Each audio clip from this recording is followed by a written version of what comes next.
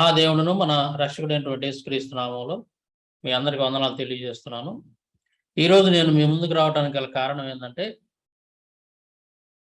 ఈ రాధా మనోహర్ దాస్ అలియాస్ డిచ్కీ బాబా అనేవాడు ఒక వీడియో చేసి క్రైస్తవుల్ని డిబేట్కి పిలుస్తూ ఉన్నాడు కొన్ని కండిషన్స్ పెట్టి.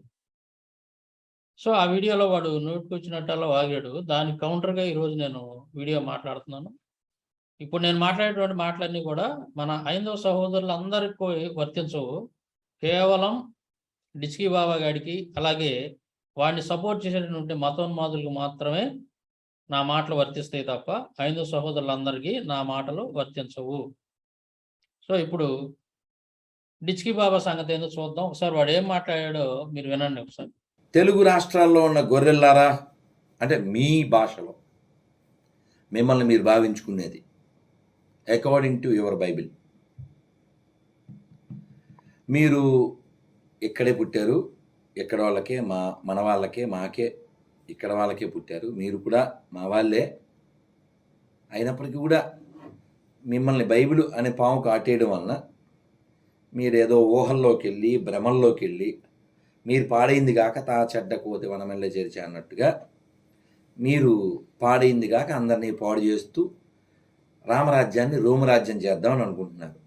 అరే సూడిపంది, తప్పుగా అనుకోవద్దురే రాధా మనోహర్ దాస్, నిన్నే అకార్డింగ్ టు వరాహ పురాణం ప్రకారం నేను నిన్ను పిలిచాను.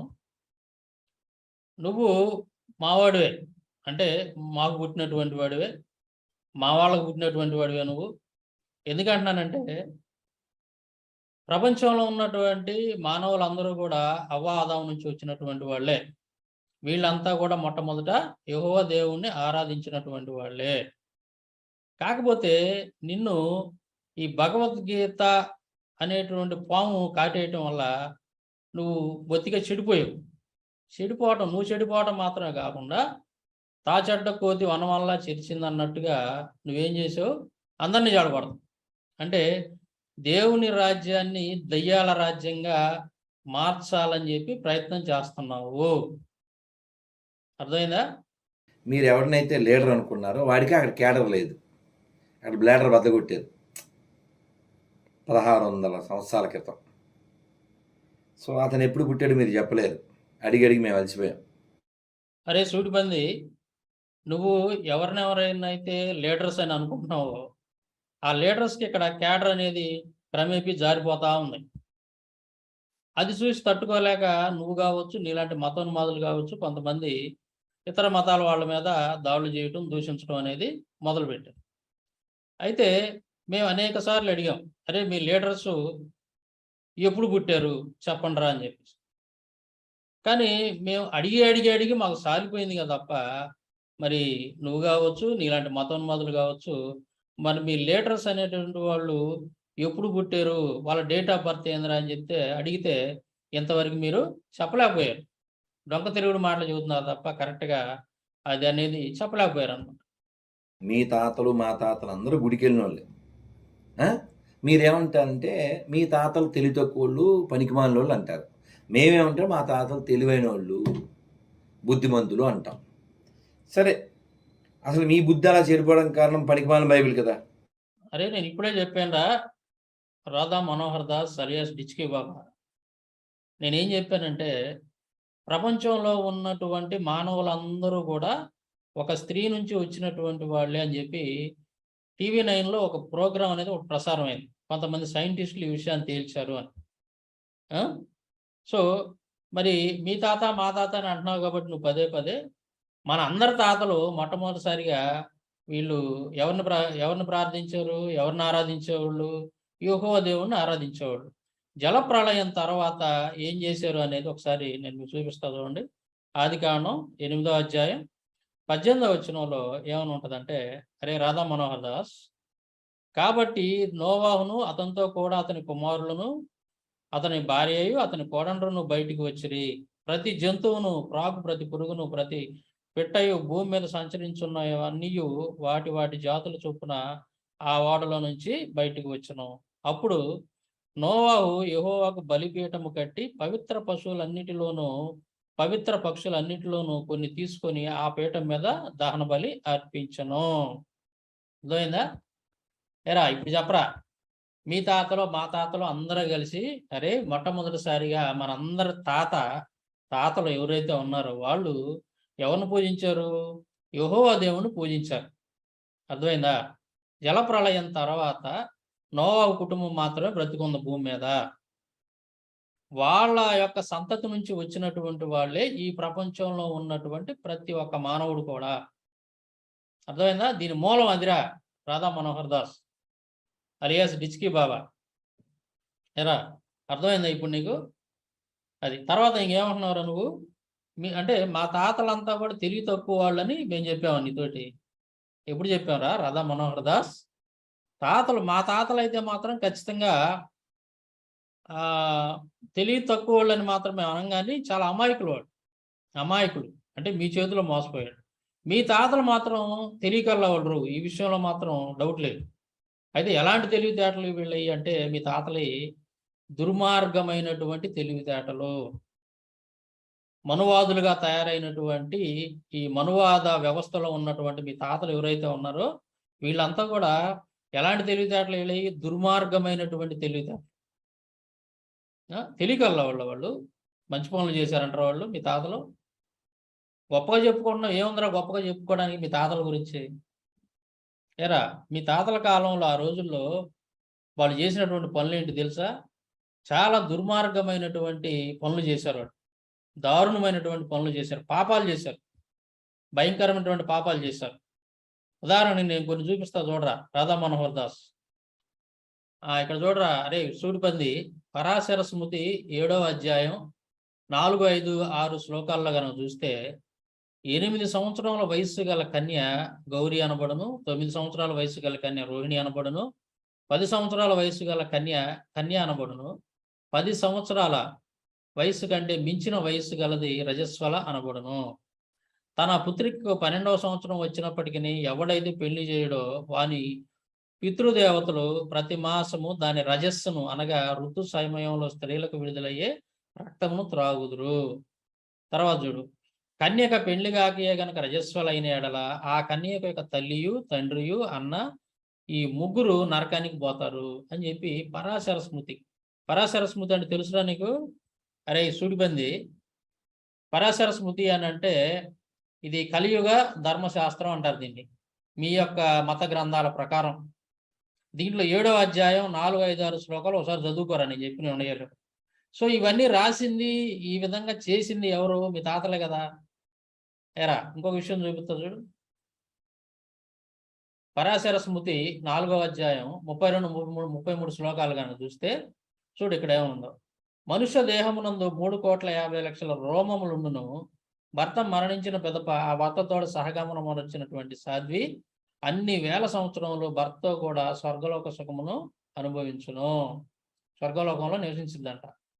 పాములు పట్టువాడు పుట్టలో దూరిన పావును బలం కొలది కలుగు నుండి ఎట్లు పైకి లాగును, అదే విధంగా భర్తతో కూడా సహగమనము అనర్చిన స్త్రీ అది వరకు తన భర్త తాను అనర్చిన పాపముల వలన నరక బాధ అనుభవించున్నను భర్తను పాప విముక్తిని చేసి వానితో కూడా స్వర్గలోకమునందు ఆనందం అనుభవించును అని ఉంది ఇక్కడ. అంటే ఏంది? ఇది సతీ సహగమనం అంటారు దీన్ని. అంటే భర్త చనిపోయిన తర్వాత బ్రతికున్నటువంటి భార్యను కూడా తీసుకెళ్ళి ఆ భర్త చితితో పాటు తగలబెట్టడాన్ని ఏమంటారు? సతీ సహగమనం అంటారు. సో ఈ విధంగా చెయ్యాలి అని చెప్పి అరే డిచ్కీ బాబా సూడిబంది మీ యొక్క తాతలు అంటే మీ మనువాదుల యొక్క తాతలందరూ కూడా ఈ గ్రంథాలను రాసి ఈ విధంగా దారుణంగా మతం పేరుతో స్త్రీలని దారుణంగా తగలబెట్టేశారు. స్త్రీలనే కాదు, మతం పేరుతోటి పురుషులను కూడా నరబలి అనేటువంటి ఒక పద్ధతిని తీసుకొచ్చి మీ గ్రంథాల్లో రాసుకొని కాళికా పురాణం, బ్రహ్మవివర్త పురాణం ఇలాంటి పురాణాల్లో ఉంది నరబలి చేయాలి, మీ దేవతకి దేవుడు నరబలి ఇవ్వాలని చెప్పి రాశారు దాంట్లో. ఈ విధంగా మతం పేరుతోటి మనుషులను దారుణంగా నరికి చంపేశారు, చితులేసి తగలబెట్టేశారు. ఎవరు ఈ పని చేసింది? అరే సూడిపంది మీ యొక్క తాతలు అంటే మీ మనువాద తాతలు చేసినటువంటి పని ఇది. తర్వాత ఇదిగో చూడు, గరుడ పురాణం ప్రేతకాండ 4వ అధ్యాయం 91, 92, 93, 94 శ్లోకాల్లో ఇదే ఉంటుంది. మనిషి శరీరం మీద 3,50,00,000 వెంట్రుకలు ఉంటాయి. భర్తతో పాటు భార్య కూడా సాగమనం చేస్తే అన్ని సంవత్సరాలు స్వర్గంలో ఉంటారు. 14 మంది ఇంద్రులు పరిపాలించినంత కాలం స్వర్గంలో భార్య, భర్తలు సుఖాలు అనుభవిస్తూ ఉంటారు. పాములు పట్టేవాడు పామును పుట్ట నుండి బలంగా లాగినట్లుగా భర్తతో సహగమనం చేసినటువంటి స్త్రీ తన భర్తను పాపాల నుండి రక్షించి స్వర్గానికి తీసుకొని వెళుతుంది. ఏరా డిచ్కీ బాబా చూడిపోయింది, కనపడుతున్నారా నీకు? మీ తాతలంతా గొప్పోళ్ళు అంటున్నావు కదరా నువ్వు. తెలియకాళ్ళ వాళ్ళు చాలా గొప్పోళ్ళు అని చెబుతున్నావు కదా నువ్వు. ఇయరా గొప్ప పనులు, మీ తాతలు చేసినటువంటి గొప్ప పనులు. ప్రజలను దారుణంగా మతం పేరుతో చంపేశారా. అరే చూడిపోయింది. తర్వాత ఇదిగో, తర్వాత అంటరానితనం అనేటువంటి ఒక దుర్మార్గమైనటువంటి చర్య చాలా దారుణంగా కొంతమంది ఒక సామాజిక వర్గాన్ని, ముఖ్యంగా శూద్రులని పేరు పెట్టేసి వాళ్ళని చాలా దారుణంగా అవమానించారు, చిత్రహింసల పాలు చేశారు, చంపేశారు. చాలా నీచమైనటువంటి ఒక పద్ధతిని ప్రవేశపెట్టారు. అరే డిచ్కీ బాబాగా మీ తాతలు చేసిన పని చూసుకో. మనుస్మృతి 8వ అధ్యాయం 281 శ్లోకంలో ఈ విధంగా ఉంది. బ్రాహ్మణునితో సమానాసనమును కూర్చున్నటువంటి శూద్రునికి నడుమున ఒక కర్రుతో కాల్చి వాత వేసి తరమవలెను. అతడు చావకుండున్నట్లు అతని పృష్ఠమును కోసివేయవలెను. అంటే అరే డిచ్కీ బాబా ఏం చేయాలంటే ఇక్కడ బ్రాహ్మణుడు పక్కన కానీ కూర్చుంటే, శూద్రుడు కూర్చుంటే వాడిని కర్రుతోటి, అంటే వ్యవసాయం చేసేటప్పుడు నాగలు ఉంటుంది కదా, నాగలుకుంటే కర్రుని కాల్చి వాత వేసి తర్వాత ఆడి ఆ ముడ్డిని కోసేయాలని చెప్పేసి స్పష్టంగా మీ తాతలు రాశారు దీంట్లో. తర్వాత పరాశర స్మృతి, చండాలను చూసిన వెంటనే సూర్యుని చూడవలేను, చండాలను తాకిన వెంటనే సచేల స్నానం వచ్చిన శుద్ధుడగును. చండాలుడు అనేటువంటి ఒక పేరు పెట్టారు. అంటే శూద్రులతోటి ఆపకుండా శూద్రుల్లో ఉన్నటువంటి ఇంకా కొంతమందిని ఇంకా గ్రేడ్ చేశారు మీరు. అంటే ఇంకా తక్కువైనటువంటి వాడు, ఇంకా హీనమైనటువంటి వాడని చండాలుడు అనేటువంటి ఇంకొక వర్గాన్ని మీరు తయారు చేసి వాళ్ళని చూసిన వెంటనే అంటే ఏం చేయాలంట? సూర్యుని చూడాలంట, లేదంటే పాపం తగిలిందంట. తర్వాత ఇది పరాశర స్మృతి 5వ అధ్యాయం. మాలవాడు తవ్విన బావి అందల జలమును బ్రాహ్మణ అజ్ఞానవశము చేత త్రాగిన ఎడల ఒక యహోరాత్రం ఉపవసించ పవిత్రుడగును. అంటే ఒక దళితుడు తవ్వినటువంటి బావిలో నీళ్లు కనుక బ్రాహ్మణుడు తాగితే ఏం చేయాలంట? ఉపవాసం ఉంటే పవిత్రుడు అవుతాడంట, ఉపవాసం ఉండకపోతే పాపాత్ముడు అవుతాడనమాట. అంటే ఈ ఎంత దారుణమైనటువంటి విషయాలు మీ తాతలు రాశారో చూడరా దీంట్లో. అంటే ఇవన్నీ గొప్ప పనులు, మంచి పనులు అని ఫీల్ అవుతున్నారా నువ్వు? అరే సూడిపంది. తర్వాత చూడు, మాలవాడు కుండలు ముంచినటువంటి బావి అందల జలమును తాగిన వాడు 3 దినములు గోమూత్రం త్రాగి ఎవల పిండిని భుజించిన పవిత్రుండగును అని. ఎరా డిచ్కీ బాబా చూస్తున్నావా? నీళ్లు గనక తాగితేనంట 3 దినములు గోమూత్రం తాగాలంట, అంటే ఆవు ఉచ్చ తాగాలంట. ఏది? దళితుడి యొక్క కుండలో గనక నీళ్లు తాగినటువంటి బ్రాహ్మణుడు వాడి పాపం తగిలిద్దంట. వాడు మరి ఆ నీళ్లు గనక తాగినప్పుడు ఆ పాపం లేకుండా ఉండాలి, అంటకుండా ఉండాలంటే ఆవు ఉచ్చ తాగాలంట. అంటే ఆవు ఉచ్చకిచ్చినటువంటి విలువ మీరు ఏం చేశారు? కనీసం దళితుడికి కూడా ఇవ్వలేకపోయారు. ఆవు ఉచ్చకిచ్చినటువంటి విలువ కూడా మీరు దళితుడికి ఇవ్వలేకపోయారు. అంటే దళితుల కంటే ఆవు ఉచ్చ ముఖ్యం మీకు. అరే మీ తాతలు రాసిన పుస్తకాలు రా ఇవన్నీ రోయి సూటిబంది వినాలి నువ్వు జాగ్రత్తగా. అజ్ఞాన వశము వలన మాలవాని కుండ ఎందలి జలమును తాగిన పిదప చండాల బాండాజాలమని ఎరిగిన ఎడల ఆ యుదకమును వెంటనే వమనము చేసుకున్న ఎడల ఒక్క ప్రజాపత్య కృత్యం ఆచరించిన పవిత్రుడగును అను. అంటే పొరపాటును కనుక తెలియగా ఒక దళితుడి యొక్క కుండలో నీళ్లు కనుక తాగితే అది తెలిసిన తర్వాత నువ్వు ఆ తాగిన నీళ్ళని కక్కేయాలంట, బయటికి వాంతించుకోవాలి. వాంతి చేసుకొని ఒక వ్రతం ఏదో చేయాలంట, ప్రజాపత్య కృత్య వ్రతం అనేటువంటిది ఏదో చేయాలి. అది చేస్తేనే నువ్వు పవిత్రుడు అవుతావు, లేదా నువ్వు పాపాత్ముడు అవుతావు, నరకానికి వెళ్ళిపోతావు. ఎరా డిచ్కీ బాబా ఇవన్నీ రాసినటువంటి వాళ్ళు ఎవరు? మీ తాతలు, మీ యొక్క మనువాద తాతలు రాశారు ఇవన్నీ కూడా. మరి ఈ మంచి పనులు అంటారా వీటిని? ఎరా అరే సుడిపంది, నీ సంగతి చెబుతా తర్వాత చెబుతా, ఇవన్నీ మాట్లాడిన తర్వాత. చూడు బైబిల్లో ఏమనుందో చూడు ఒకసారి. బైబిల్ చదివి మీరు చెడిపోయారు అంటున్నావు కదా. అరే రాధా మనోహర్ దాస్గా, ఈ బైబిల్కి మీ గ్రంథాలకు ఉన్నటువంటి వ్యత్యాసం చెప్తున్నా చూడు ఇక్కడ స్పష్టంగా. ఏ గ్రంథం చదివి జనాలు చెడిపోయారో అనేది నీకు తెలియటం కోసం ఒక చిన్న వ్యత్యాసం చెబుతాను ఇక్కడ చూడు. బైబిల్ లేవీకాండం 24:22లో ఏమని ఉంటుందంటే, మీరు పక్షపాతము లేక తీర్పు తీర్చవలెను, మీలోనున్న పరదేశికి మీరు చేసినట్టు మీ స్వదేశికిని చేయవలను, నేను మీ దేవుడైన యెహోవానని వారితో చెప్పవలను. అంటే మీకు కానీ మీ దగ్గర ఉన్నటువంటి పరదేశులకు కానీ ఎటువంటి పక్షపాతం ఉండకూడదు. తీర్పు అనేది సమానంగా న్యాయంగా ఉండాలి. వాడు నీ దేశస్థుడు కాకపోయినా, నీ వాడు కాకపోయినప్పటికి కూడా వాడికి అన్యాయం జరగడానికి వీళ్ళు తీర్పులో న్యాయం అనేది ఉండాలని చెప్తున్నాం.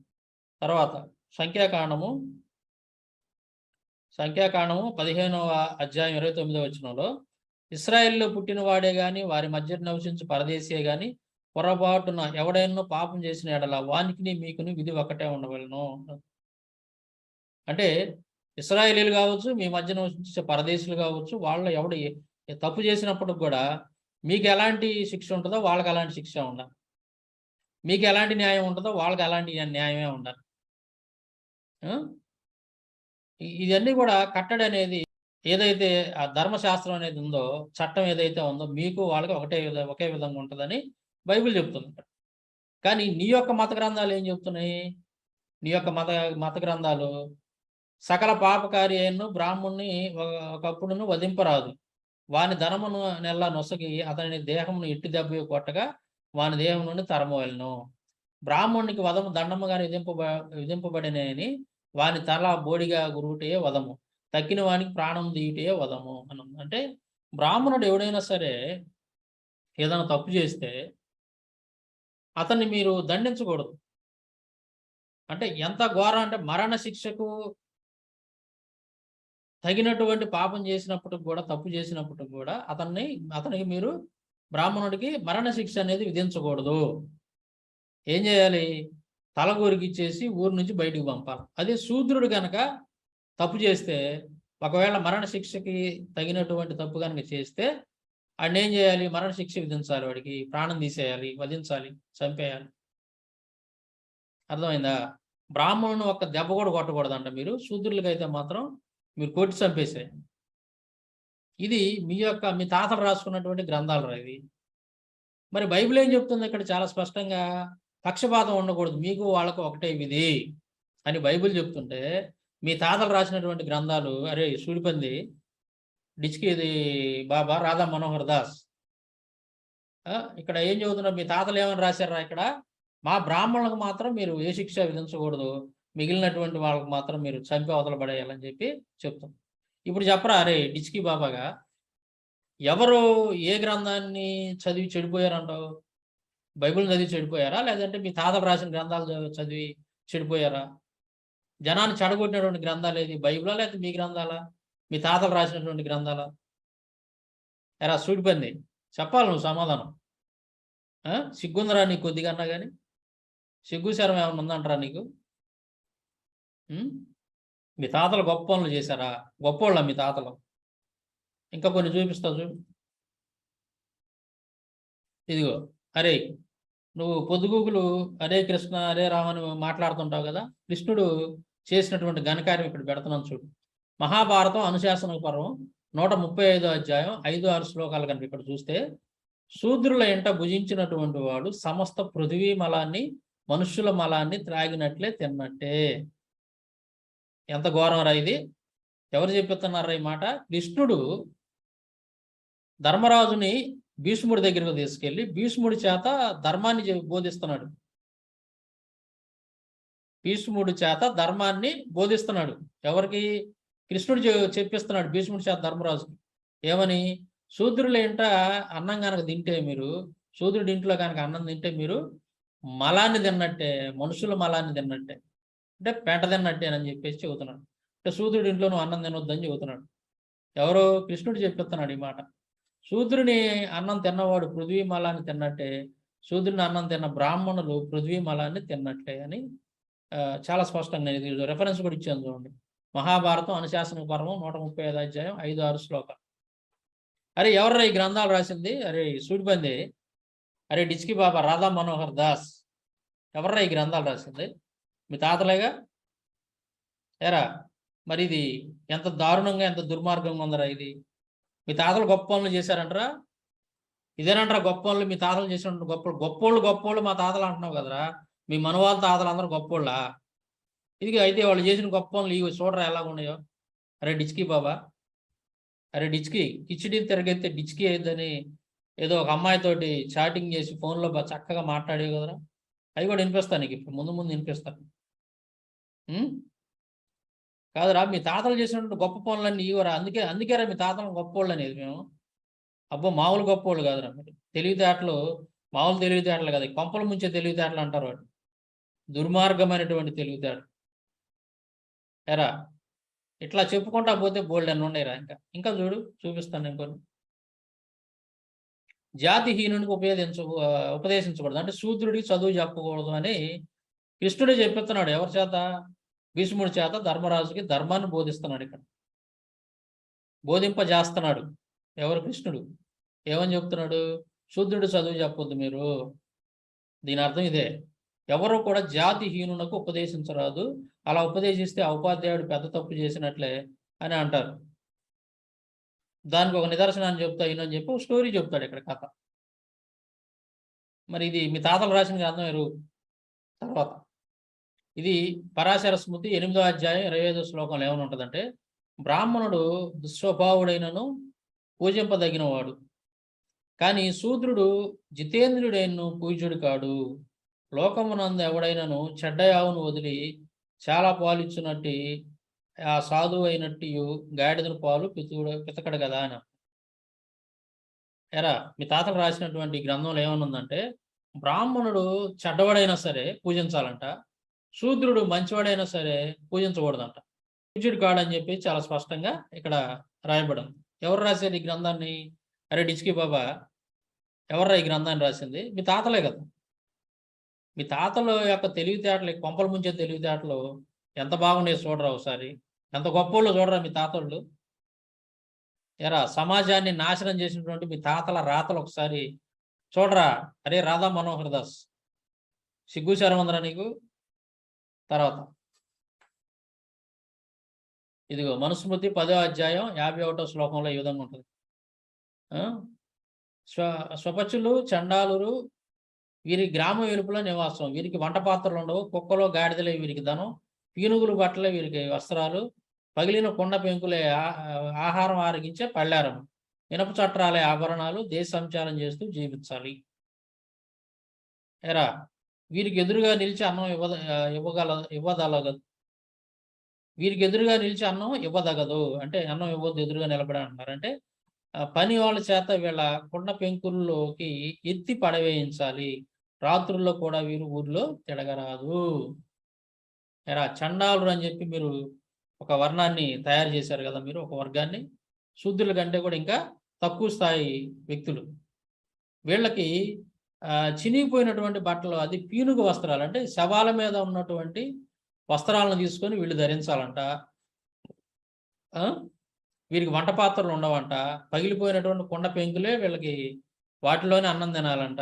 అన్నం అడుక్కొచ్చుకొని తినాలి. దేశ సంచారం చేస్తూ జీవించాలి. వీళ్ళ స్థిర నివాసం ఉండకూడదు.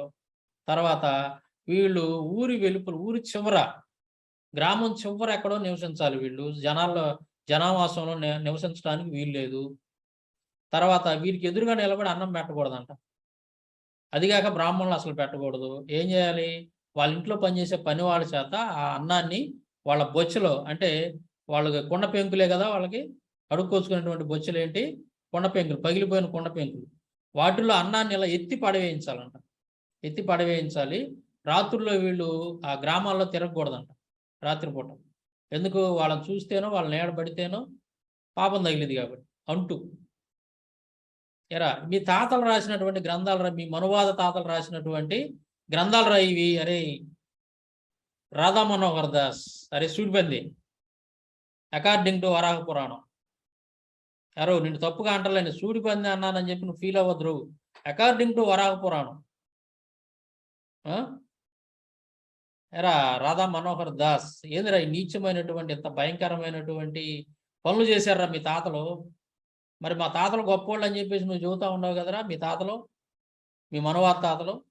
రాధా మనోహర్ దాస్, మీ తాతలు తెలివి తక్కువ వాళ్ళు అని చెప్పేసి మీరు చెబుతున్నారు, కానీ మేము చెప్తాం మా తాతలు తెలివి కల్లవాళ్ళు అని. మీ తాతలు తెలివితేటలు కొంపల ముంచే తెలివితేటలరా, కానీ మా తాతలు ఉన్నారు పాపం, వాళ్ళకి మీరు చదువు చెప్పలేదు, వాళ్ళకి లోక జ్ఞానం లేదు. వాళ్ళని మాయ మాటలు చెప్పి ఈ తప్పుడు పుస్తకాలు కూడా రాసి అరే మీరు మాకు ఎదురు తిరగకూడదు, మీరంతా కూడా మాకు చాకిరీ చేయాలా, మా కాళ్ళు విసుక్కుంటూ బతకాలి మీరు, లేదంటే వచ్చే జన్మలో మీరంతా కూడా చాలా దారుణమైనటువంటి హీన జన్మలు ఎత్తుతారు అని చెప్పి భయపెట్టి ఏం చేశారు మీరు? వాళ్ళ చేత ఊడికిం చేయించుకున్నారు. అంటే మా తాతలు అయితే అమాయకులు అంటాను నేనైతే. కానీ మీ మనువాద తాతలు ఉన్నారే, అరే రాధా మనోహర్ దాస్, మీ మనువాద తాతలు ఉన్నారు చూసావా, ఎంత దుర్మార్గమైన పనులు చేశారో చూపించాక నేను. పసిపిల్లలకు పెళ్లి చేయటం, బాల్య వివాహం, వాళ్ళు ఉసురు పోసుకున్నారు, పుట్టిన పిల్లలకే పెళ్లిళ్ళు చేయటం. తర్వాత సతీ సహగమనం, బతికొండగానే స్త్రీలని తగలబెట్టేశారు. నరబలులు, దేవతలకి, మీ దేవుళ్ళు దేవతలకి గుళ్ళో తీసుకెళ్ళి మనుషుల్ని బలివ్వటం, ఇలాంటివి చేశారు కొన్ని. తర్వాత అంటరానితనం అని చెప్పేసి చాలా హీనంగా వాళ్ళ ముడ్డికి చీపుర్లు తాటాకులు కట్టి మూతికి ముంత కట్టి భయంకరంగా హింసించారు దారుణంగా. ఇలా చేయాలని చెప్పేసి మీ గ్రంథాల్లోనే స్పష్టంగా రాశారు.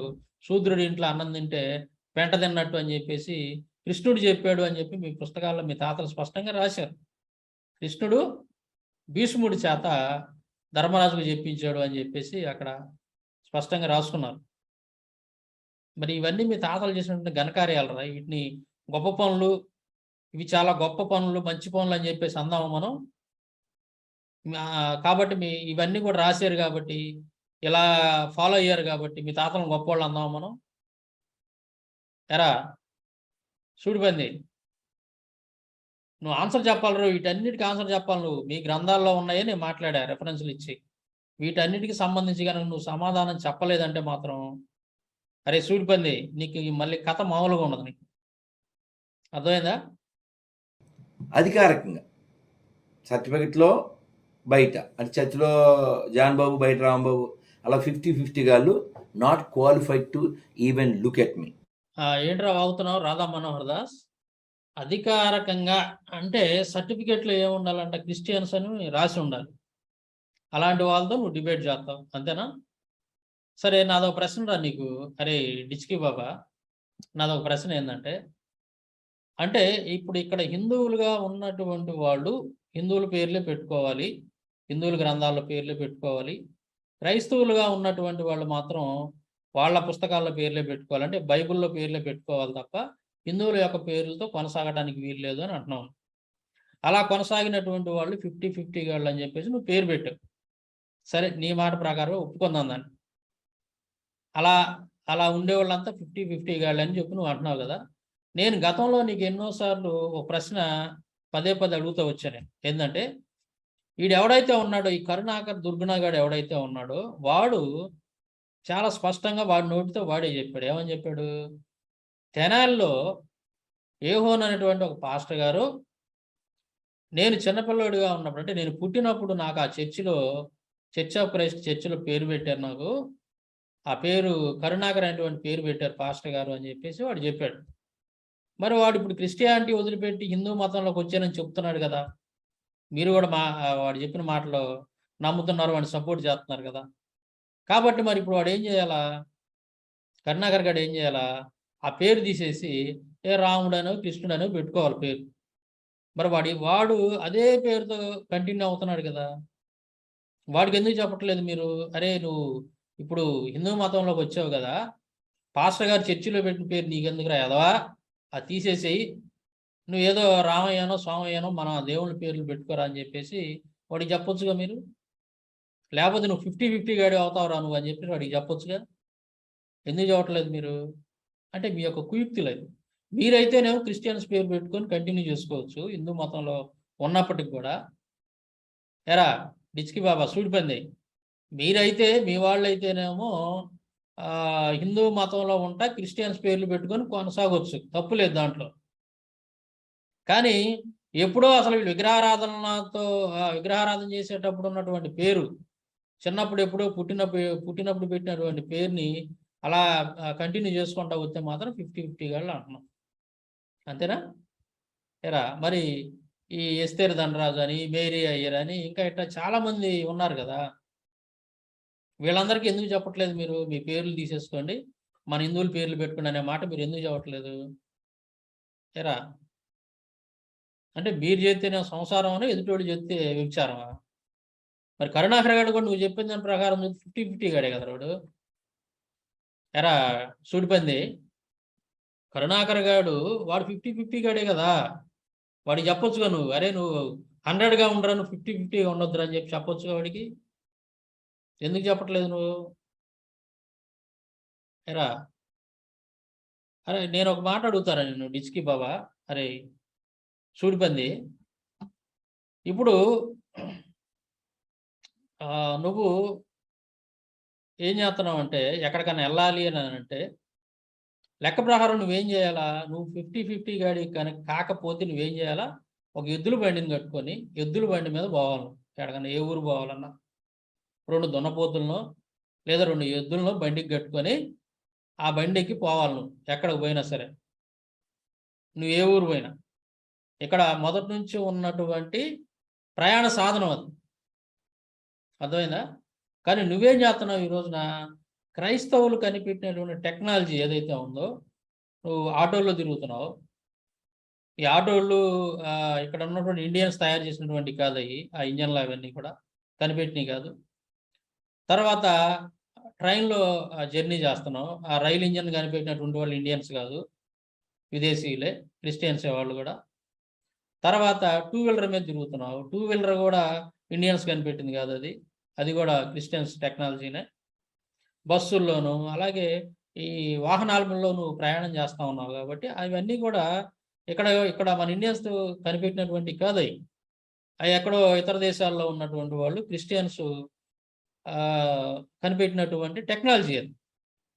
అంతేకాకుండా నువ్వు వాడుతున్నటువంటి సెల్ ఫోన్ అది ఎవడు తయారు చేశాడు? ఎవడు కనిపెట్టాడు దాన్ని? అందులో నువ్వు వాడుతున్నటువంటి అది ఫేస్బుక్ కావచ్చు, వాట్సాప్ కావచ్చు, ఇవన్నీ కూడా మన ఇండియన్స్ తీసుకొచ్చి కనిపెట్టినటువంటి అవి. ఏరా అరే రాధా మనోహర్ దా, చెప్పాలరా నువ్వు సమాధానం. సిగ్గు శరం లేకుండా నువ్వు పొద్దున్న లేగితే బ్రతికేది క్రైస్తవుల టెక్నాలజీ మీద పడి బతుకుతున్నావు. నువ్వు పెద్ద 50-50 గాడి, అందరికంటే కూడా పెద్ద 50-50 గాడి నువ్వు. ఎందుకంటే కేవలం ఇండియన్స్ ఏదైతే వాళ్ళు కనిపెట్టారో వాటి మీద నువ్వు బతకాలి, నువ్వు వాటితోనే బతకాలి నువ్వు. మరి అవన్నీ పక్కన పెట్టేసి క్రైస్తవులు కనిపెట్టిన టెక్నాలజీ మీద నువ్వు బతుకుతున్నావంటే నేనేమనుకోవాలరా? నువ్వు చేయాల్సిన పని ఏంటంటే, అరే రాధా మనోహర్ దాస్, ఇంట్లో కూడా నువ్వు లైట్లు వాడకూడదు. కిరసనాల పోసుకొని బుడ్డిలో దానికి ఒక ఒత్తి వెలిగించుకొని ఉండాలి నువ్వు. లేదంటే ఒక కాగడాన్ని వెలిగించుకొని ఇంట్లో పెట్టుకోవాలి. లైటు వాడటానికి లేదు నువ్వు. ఎందుకని? థామస్ ఆల్వా ఎడిసినటువంటి ఆయన ఈ లైట్ని కనిపెట్టాడు. ఏరా అరే రాధా మనోహర్ దాస్, ఇంకో మాట చెబుతాను నేను. నీలాంటి మతోన్మాదులందరూ కూడా నేను చెప్పేది ఏంటంటే, మీకు ఏదన్నా ఆరోగ్యం బాగాలేకపోతేనో మీకు కావచ్చు, లేదంటే మీ కుటుంబ సభ్యులకు కావచ్చు, మీ ఇంట్లో లేడీస్కి కావచ్చు, వాళ్ళ కాన్పులు ప్రసవం అవ్వాలంటే ఒక్కొక్కసారి బిడ్డ అడ్డం దిగినప్పుడు ఏం చేస్తారు? కోసి బిడ్డను తీస్తారు ఆపరేషన్ చేసి. అప్పుడు ఏం చేస్తారు? అక్కడ మత్తు ఇంజెక్షన్ ఇస్తారు. దాన్ని కనిపెట్టినటువంటి వాళ్ళు ఎవరు? Sir James Simpson. James Simpson అనేటువంటి ఆయన అనస్థేసియా అనేటువంటి మందుని కనిపెట్టాడు. అంటే మీకు శరీరంలో ఏదన్నా ఒక అవయవానికి ఆపరేషన్ చేయాల్సి వచ్చినప్పుడు, అక్కడ కత్తితో కోయాల్సి వచ్చినప్పుడు, ఆ నొప్పి అనేది మీకు తెలియకుండా అక్కడ చేసేటువంటి ఇంజెక్షన్ ఏదైతే ఉందో దాన్ని తయారు చేసినటువంటి వ్యక్తి సర్ జేమ్స్ సింప్సన్. ఇతను ఒక క్రిస్టియన్ పాస్టర్. ఇతను ఆ మందును తయారు చేయడానికి ప్రేరణ ఏందంటే బైబిల్. అతనే చెప్తాడు విలేకరుల సమావేశం.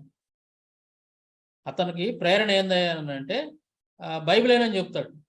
అంటే ఏదైతే దేవుడు ఆదాము గాఢ నిద్రను కలుగు చేసి పక్కటెంకొని తీసి అవ్వను తయారు చేస్తాడో, దాన్ని చదివినప్పుడు ఆయనకు వచ్చినటువంటి ఆలోచన ఇది. అంటే ఒక వ్యక్తికి నొప్పి తెలియకుండా ఉండాలి అంటే, శరీరాన్ని కోసినప్పుడు నొప్పి తెలియకుండా ఉండాలంటే అతనికి మత్తు కలగాలి అనేటువంటి ఆలోచన నుంచి పుట్టింది అనస్థేసియా అనేది. ఈ రోజున మరి ప్రపంచవ్యాప్తంగా, ముఖ్యంగా మన ఇండియన్స్లో ఉన్నటువంటి ప్రతి ఒక్కళ్ళు కూడా ఏదైనా సర్జరీ చేయాలంటే అది కంపల్సరిగా వాడాలి. మరి అది ఎక్కడి నుంచి వచ్చింది? ఒక క్రిస్టియన్ పాస్టర్ తయారు చేసినటువంటి మెడిసిన్ అది. దాని ప్రేరణ ఏంటిది? బైబిల్. ఎలా రాధా మనోహర్ దాస్ చెప్పరా? సిగ్గు శరం ఉందరా నీకు? నువ్వు ఈ రోజున జర్నీ చేయాలంటే 2 వీలర్ గాని, 4 వీలర్ గాని దాంట్లో వాడేటువంటి ఆ ఇంధనం ఏదైతే ఉందో ఆయిల్, పెట్రోల్ కావచ్చు, డీజిల్ కావచ్చు, ఎక్కడి నుంచి వస్తున్నాయి ఇవన్నీ కూడా? ఇండియాలో నుంచి వస్తున్నాయంటరా? ఏరా, ఇండియాలో గంగా నది వాటరో లేదా గోదావరి నది వాటరో తీసుకొచ్చి దాంట్లో పోసుకొని నడుపుకోవచ్చుగా మీరు. మీరంటే మతోన్మాదులు అంతా కూడా. మరి ఎందుకు చేస్తున్నారా? ఎక్కడో విదేశాల నుంచి ఎందుకు తెచ్చుకుంటున్నారు? పైగా ఇది ఎడారి మతాలు, ఎడారి దేశాలు అని చెప్పేసి వాళ్ళని పదే పదే దూషిస్తూ ఉంటారే. మరి వాళ్ళ దగ్గర నుంచి అది దిగుమతి చేసుకోలేకపోతే మీరు నడవలేరు. పొద్దున్నే లేస్తే మీకు జీవితం అనేది గడవదు కదా మీకు. అది లేకపోతే ఎక్కడి నుంచి వస్తుంది అది? ఎరా సూట్ బంది వింటున్నావా? నువ్వు పెద్ద 50-50 గాడిరా నువ్వు పొద్దున్న లేగితే క్రైస్తవుల టెక్నాలజీనే వాడుకుంటున్నావు నువ్వు. కాబట్టి నువ్వు ఎవడివి? అందరు మంచివాళ్ళు, అందరికీ నీలాంటి నీచమైన బుద్ధి అందరికీ ఉండదు. కాబట్టి నువ్వు పెద్ద 50-50 గాడివి. నువ్వు ఆ పేర్లు పెట్టుకోవద్దు, ఈ పేర్లు పెట్టుకోవాలి, 50-50 గాడు అనటానికంటే ముందు నువ్వు చేయాల్సిన పని ఏంటంటే, నువ్వు అచ్చంగా ఇండియన్ టెక్నాలజీ మీద బతకాలి. నువ్వు దేన్ని వాడకూడదు. నువ్వు సెల్ ఫోన్ వాడకూడదు, ఈ మోటార్ వాహనాలు ఏది కూడా నువ్వు వాడకూడదు, ట్రైన్లు ఎక్కకూడదు. ఎద్దుల బండి కట్టుకొని నువ్వు ప్రయాణం చేస్తా అప్పుడు చెప్పు మేము వింటాం. ఎరా బేవర్సనాయలా, ఎద్దుల బండి మీద తిరుగుతా నువ్వు మా చెప్పు మేము వింటాం. నువ్వెందుకు వాడుకుంటున్నావురా? నువ్వు క్రైస్తవుల టెక్నాలజీ మీద పడి బతుకుతున్నావు ఎదవా. ఎరా, నువ్వు సస్తే నిన్ను మోసుకెళ్ళడానికి కూడా ఏదో ఆటోనో ట్రాక్టరో లేదా ఇంకోటి ఏదో తీసుకొని పోవాలా? అది కూడా క్రైస్తవుడు కనిపెట్టినటువంటి వాహనాలు అవన్నీ కూడా. నువ్వు పుట్టడానికి నిన్ను బయటికి తీయాలంటే నీకు ఒక మత్తు ఇంజెక్షన్ ఏది చెయ్యాలి అక్కడ, అది కూడా ఒక క్రైస్తవుడు కనిపెట్టిన టెక్నాలజీ. నువ్వు పుట్టింది మొదలు నువ్వు చచ్చిపోయేదాకా, చివరికి నిన్ను తీసుకెళ్ళి శ్మశానంలో వేసి తగలబెట్టేదాకా కూడా వాడేది క్రైస్తవ టెక్నాలజీ మీద బతుకుతున్నారు. మరి ఎందుకురా మీరు అట్లా మాట్లాడతారు? ఎందుకు మీరు మీ పేర్లు పెట్టుకున్నారు అది ఇది అన్నావు? అరే రాధా మనోహర్ దాస్, నేను నీకు ఒక సవాల్ చేసి చెప్తా ఉన్నాను. నేను పదే పదే అంటున్నావు కదా, మీ పేర్లన్నీ కూడా మా గ్రంథాల్లోనే ఉంటాయి, బైబిల్లో ఉండవన్నా. గుర్తుపెట్టుకోవాలి ఈ మాట జాగ్రత్తగా. మీ పేర్లన్నీ కూడా మా భగవద్గీతలోనో, మా పురాణాల్లోనో, మా రామాయణంలోనో ఉంటాయి తప్ప మీ బైబిల్లో ఉండవని చెప్పేసి నువ్వు పదే పదే మాట్లాడుతున్నావు కదా. సరే, నేను ఇప్పుడు ఒక విషయం నిన్ను అడుగుతున్నారా. నువ్వు పొద్దున్న లేచిన దగ్గర నుంచి హిందూ హిందువులారా మేము హిందువులు అని చెప్పేసి మాట్లాడుతుంటావు కదా. హిందూ అనేటువంటి ఒక పేరు, హిందూ అనేటువంటి పేరు నీ యొక్క ప్రామాణిక గ్రంథాల్లో నువ్వు ఎక్కడైనా సరే చూపించగలవా? చూపించరా చూద్దాం. నువ్వు ఏదైతే పేరు పెట్టుకుంటావో అది నీ యొక్క గ్రంథంలో ఉండాలని చెప్పేసి నువ్వు చదువుతున్నావు. సరే, బాగానే ఉంది, నీ మాట ప్రకారమే. లాజికల్గా ఆలోచిద్దాం మనం. మీరు పదే పదే హిందూ హిందూ హిందూ అని వాడుతుంటారు కదా. ఈ హిందూ అనేటువంటి పేరు మీ యొక్క మత గ్రంథాల్లో తీసి చూపించండి ఎక్కడ ఉందో మాకు. మరి మీ మత గ్రంథాల్లో లేని పేరుని మీరు ఎందుకు వాడుతున్నారు? మీరు ఎందుకు పెట్టుకున్నారు? ఆ పేరుతో ఎందుకు పిలుచుకుంటున్నారు మీరు హిందువులు హిందువులు హిందువులు అని? ఎరా సూడిపంది, ఎరా లుచ్చా, అరే లుచ్చా బాబా, చెప్పాలి నువ్వు సమాధానం. మీ హిందూ మత గ్రంథాలలో, మీ యొక్క మత గ్రంథాలలో లేనటువంటి హిందూ అనేటువంటి పేరుని మీరెందుకు పెట్టుకొని మీరు వాడుతున్నారు? ఇంకో సంగతి చెప్పమంటావా? ఈ పేరు ఎక్కడ ఉంటుందో? హిందూ అనేటువంటి పేరు బైబిల్లో ఉంటుంది, మీ మత గ్రంథాల్లో ఉండదు. ఎక్కడుందో చూపిస్తాను చూడు ఒకసారి. ఎస్తేరు గ్రంథం 1వ అధ్యాయం 1వ వచనంలో అహష్వేరోషు దినములలో జరిగిన చర్యల వివరము. హిందూ దేశము మొదలుకొని, అరే డిచ్కి బాబా జాగ్రత్త చూడాలి. హిందూ దేశము మొదలుకొని కూషు దేశము వరకు 127 సంస్థానములను అహష్వేరోషు ఏలెను. అరే చూడిపోయింది, కనపడుతుందా నీకు? హిందూ దేశం మొదలుకొని కూషు దేశము వరకు అని ఉంది. హిందూ దేశము, హిందూ హిందూ అనేటువంటి పదం ఎక్కడ ఉంది నీకు? బైబిల్లో మాత్రమే కనపడుతుంది. మరి నీ యొక్క మత గ్రంథాలు ఎందుకు కనపడలేదు రా చూడిపోయింది? తర్వాత చూడు, సీవాను అను 3వ నెలలో 23వ దినమందు రాజు యొక్క వ్రాతగాండ్రు పిలువబడి మొర్దెకై ఆజ్ఞాపించిన ప్రకారం అంతయు యూదులకును హిందూ దేశం మొదలుకొని హిందూ దేశము హిందూ. అరే చూడిపోయింది, కనపడుతుందా? హిందూ కూసు దేశం వరకు వ్యాపించి ఉన్న 127 సంస్థానముల్లోనున్న. ఇది ఎస్తేరు గ్రంథం 8వ అధ్యాయం 9వ వచనం. అంటే బైబిల్లో ఎస్తేరు గ్రంథం 1వ అధ్యాయం 1వ వచనంలోను, అలాగే 8వ అధ్యాయం 9వ వచనంలో ఈ హిందూ అనేటువంటి పేరును మనం చూస్తాం అన్నమాట. ఏరా మరి ఇది మా బైబిల్లో ఉన్నటువంటి పేరు కదరా, మీరు ఎందుకు పెట్టుకుంటున్నారు ఈ పేరుని? మీరు వాడకూడదు కదా అసలు లెక్క ప్రకారం. బైబిల్లో ఉన్నటువంటి హిందూ అనేటువంటి పేరుని మీరు ఎందుకు పెట్టుకుంటున్నారు? మీరు ఎందుకు ఆ పేరుతో పిలుచుకుంటున్నారు? మీ మత గ్రంథాల్లో ఎక్కడా లేదు కదా హిందూ అనేటువంటి పేరు. మీరెందుకు ఆ పేరుతో పిలుచుకుంటున్నారు? మీరు లేని దాన్ని చూపించరా? రే రాధా మనోహర్ దాస్, నువ్వు ఇన్ని రకాల కండిషన్లు చెప్పావు కదా, నేను ఒకే ఒక కండిషన్ నీకు పెడుతున్నాను. నువ్వు చెప్పిన కండిషన్లు అన్నిటికీ మేము ఒప్పుకుంటాం, కానీ నేను ఒకే ఒక కండిషన్ నీకు చెప్తున్నా. హిందూ అనేటువంటి పేరు నీ యొక్క మత గ్రంథాలు చూపించరా చూద్దాం. నీ వల్ల కాదు, అది లేదు. ఎక్కడ ఉంటే కదా మీరు ఆ పదాన్ని చూపించడానికి పుస్తకాలు. మీ యొక్క గ్రంథాల్లో ఎక్కడా లేదు, కేవలం బైబిల్లో మాత్రమే ఉంది. అంటే మీరు మాత్రం మీ గ్రంథాల్లో ఆ పేరు లేకపోయినా సరే, ఎదుటి వాళ్ళ గ్రంథాల్లో ఉన్నా సరే ఆ పేరుతోటి మీరు పిలుచుకుంటారా? అంటే మమ్మల్ని మాత్రం తప్పుపట్టి 50-50 గాళ్ళు అని చెప్పేసి పదే వాగుతూ ఉంటారా? ఎరా డిచ్కి, అరే సూడిపంది, నోటికి వచ్చినట్టు వాగటం కాదురా, పిచ్చి కుక్కాలు వాగటం కాదు. నీకు సరైన వాళ్ళు కనుక వచ్చి నీ దగ్గరికి వస్తే నువ్వు ఇంట్లో పోయి తలుపేసుకుంటావు, పారిపోతావు. సరైన వాళ్ళు కనుక మాట్లాడటానికి, చర్చించడానికి నీ దగ్గరికి వస్తే నువ్వు చేసే పని ఏంది? చప్పట్లు కొట్టి, మనం ట్రైన్లో వెళ్ళేటప్పుడు కొంతమంది వస్తుంటారు, చప్పట్లు కొట్టుకుంటా పాపం 5-10 తీసుకొని పోతుంటారు. వాళ్ళకంటే బాగా కొడుతున్నారు నువ్వు చప్పట్లు. అరే సూడిపంది, ఏమన్నా అనుభవం ఉందా ఏంద్రా? నీకు ఏమైనా ఎక్స్పీరియన్స్ ఉందా ఏంది? ట్రైన్లో ఎక్కడన్నా కొంతకాలం ఏమన్నా నువ్వు ఆ విధంగా ఏమన్నా తిరిగావా వాళ్ళతో కలిసి? చప్పట్లు ఏం తెగ్గొడుతున్నావు నువ్వు? ఏరా డిబేట్లు చేసే మొహం అంటారా నీది? ఒక్కసారి నేను ఆ వీడియోలు పెడతాను చూడు. నేను రాత్రి చెప్పా, నేను వాట్సాప్ లో చెప్పా, నువ్వు 50-50 నీకే వాస్తవం లేదు, నువ్వు మాట్లాడతావు. వాడు ఎప్పుడు పుట్టాడో అడిగాను నేను. ఎవడు? సరే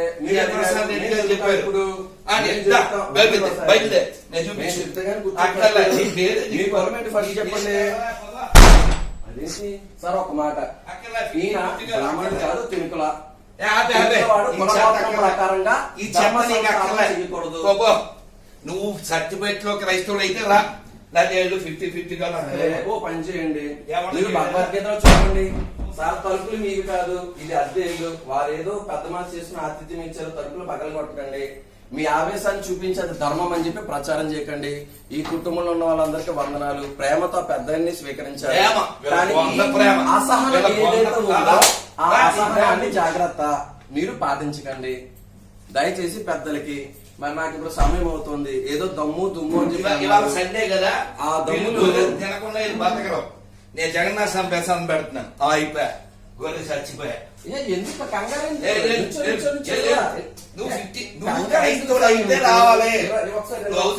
తీసురండి, నేను తింటాను, నాకు అభ్యంతరం అయితే లేదు. రండి రండి, నేను తింటాను, సంతోషంగా తింటాను. నేను ఇలా చూడండి, ఇంకో నేను మిమ్మల్ని గౌరవించి, ఏమండో మతాన్ని కులాన్ని కాదు, మీ మతాన్ని మీ అభిమతాన్ని మాత్రమే గౌరవించి లోపలికి వెళ్ళి ఇది ఇక్కడ పెడుతున్నాను. ఓకేనండి? ఏమండి, ఇదిగో క్రీస్తు యేసు సర్వలోక రక్షకుడు. క్రీస్తు నామములో పవిత్రము కలుగును గాక, ప్రతి కుటుంబంలో రక్షణ కలుగును గాక. తిన్నాను, తిన్నంత మాత్రాన నాకు మైలు అంటుకుంటుందా? నేను మీ ఇంట్లోకి వస్తే మైలు అంటుకుంటుందా? తాతుల వలన మయ్యా చూసిన గుణకర్ణ విభాగస్తాయని అని చెప్పారు. ఆయన తెలుగు జాతికి సంబంధించిన వాడు, ధర్మం కోసం చెప్పకూడదు. కులాల గురించి నీ కులం అడిగావా మేము? పోపో నా పేరుని బట్టి పోవా, నువ్వు పో. నువ్వు పోపో,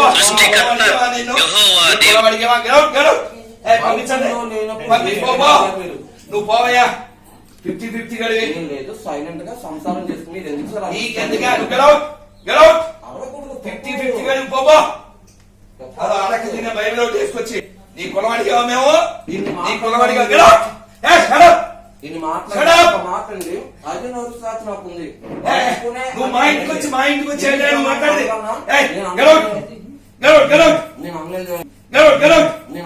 నీ కులం ఎవరు అడిగాడు 50-50 గడి ఎలా నాకు ఫోన్ నీకు దమ్ము ఉంటే నాకు మెసేజ్ నాకు ఫోన్ వాట్సాప్ లో పంపించలేదు రమ్మని చెప్పినాడు. 50-50 గడి ఎలా నేను చాలా స్పష్టంగా చెప్పా నువ్వు 100 అయితే రావాలి నువ్వు 50-50 గడి అయితే రాకూడదు నాకు ఫోన్ Yes, చేసి నేను చెప్పా రమ్మని చెప్పాడు. నువ్వు 100 అయితే రమ్మని చెప్పా 50-50 గడి అయితే రాకూడదు గెలవు ఇదిగో నీకు దమ్ముంటే ఆ వీడియోలో పంపించలేదు అయ్యా, 50-50 గడి అసలు దమ్మంటే ఏటో చెప్పండి సార్ గురువు గారు మాకు. నేను హిందువుని నువ్వు క్రైస్తవుడువా చూపించుకో ప్రశాంతంగా మాట్లాడగలరా? అక్కడ మాట్లాడి నీతో ప్రశాంతంగా మాట్లాడలేరు. 50-50 గాలతో మాట్లాడలేను ముందే మీరు చెప్పా. ప్రశాంతంగా మాట్లాడలేరు. 50-50 గాలతో నేను మాట్లాడను. కూర్చుని మాట్లాడలేరు. ఎవరు పిరుగోలు? ఎవరు దమ్ము ధైర్యం లేదు? ఎవరు అయితే దమ్ము ధైర్యం? నాకు దమ్ముంది కాబట్టి అడ్రస్ సార్, ఇచ్చా కూర్చోండి సార్. అక్కర్లే భయపడుతున్నారా? నాకు అక్కర్లే భయపడుతున్నారా? నువ్వు 50-50 కాదు నీకు దమ్ముంది కదా వీడియో మీకు ఉందా దమ్ము?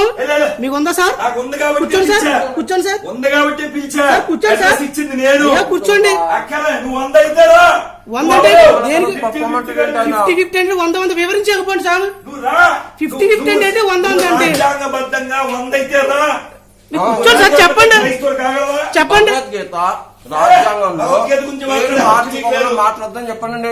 పనికిమాలిన బైబిల్ మీరు రాజ్యంగా ఉన్నారు కదా సార్. రండి సార్. ఒక మాట ఇన్ని మాట్లాడినాడు ఆయన.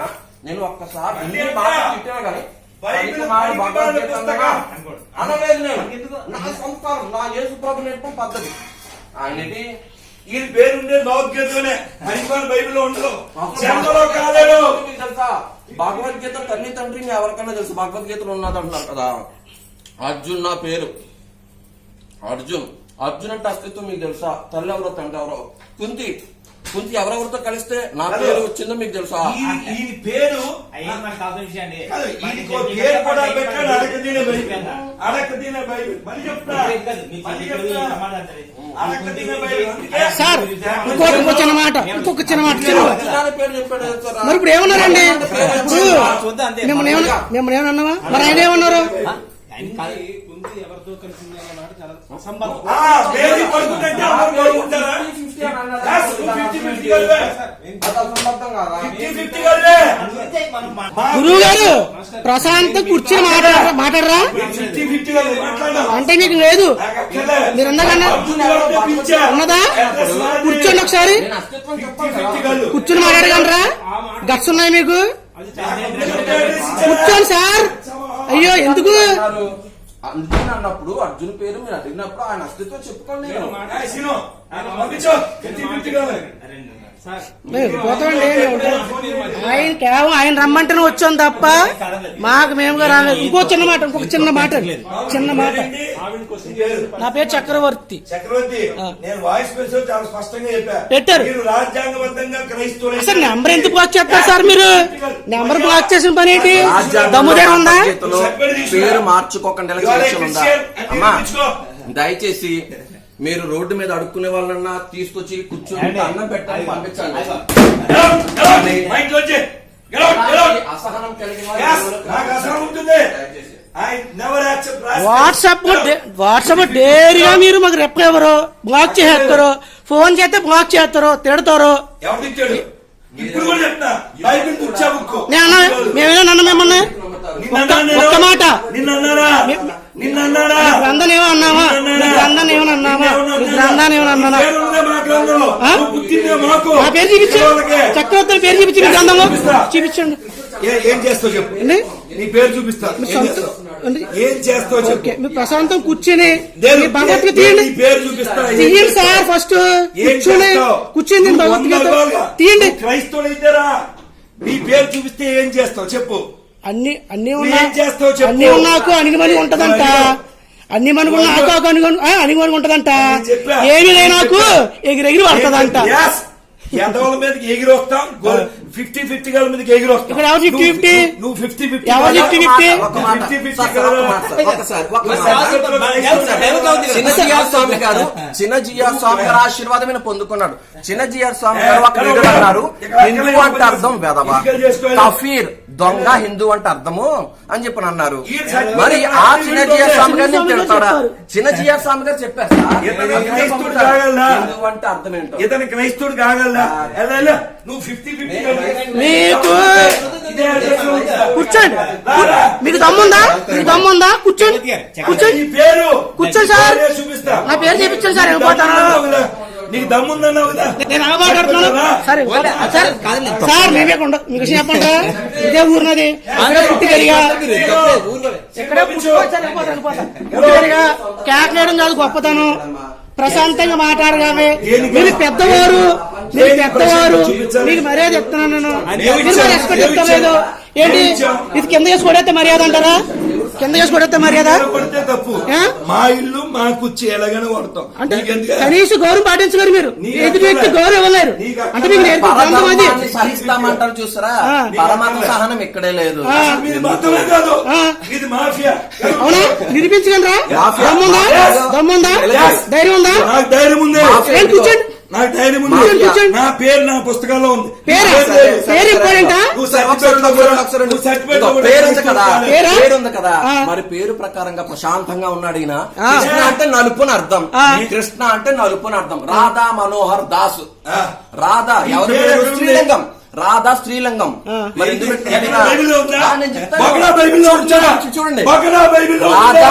రాధా పుల్లింగమో స్త్రీలింగమో తెలియకుండా మాట్లాడుతున్నాడు. ఉందా? పేరు ఇంపార్టెంట్ కాదు కదా? చెప్పండి గురుగారికి. పేరు కాదు, చెప్పండి ఆయనకి. అది కూడా తెలీదు. అది కూడా తెలీదా? అది కూడా తెలీదా? చక్ర వెళ్దాం పద. అది కూడా తెలీదా? నిజాయితీ ఉందా?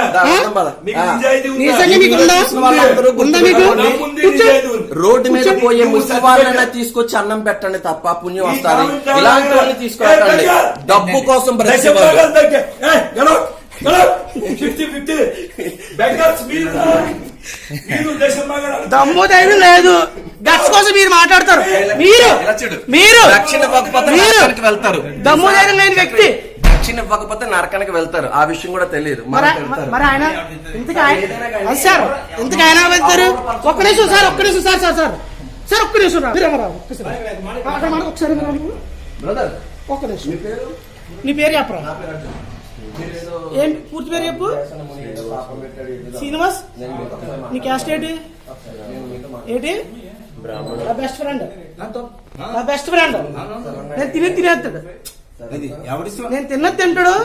ఈడు క్యాస్ట్ ను ప్రేమించడు, మతాన్ని ప్రేమించడు, మనిషిని ప్రేమించాడు. ఆ పంతులు చెప్పండి బుద్ధి జ్ఞానం అయినోడికి. ఆ బుద్ధి జ్ఞానం అయినోడికి చెప్పండి. నా బెస్ట్ ఫ్రెండ్.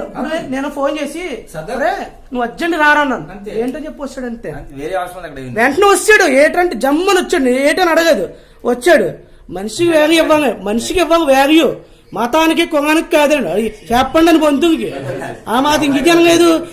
కుర్చేసి కింద కొడితే ఏమవుతుంది? ఆయనకి ఏమైనా వస్తుందా? తొగపేసి కొట్టేస్తున్నాడు.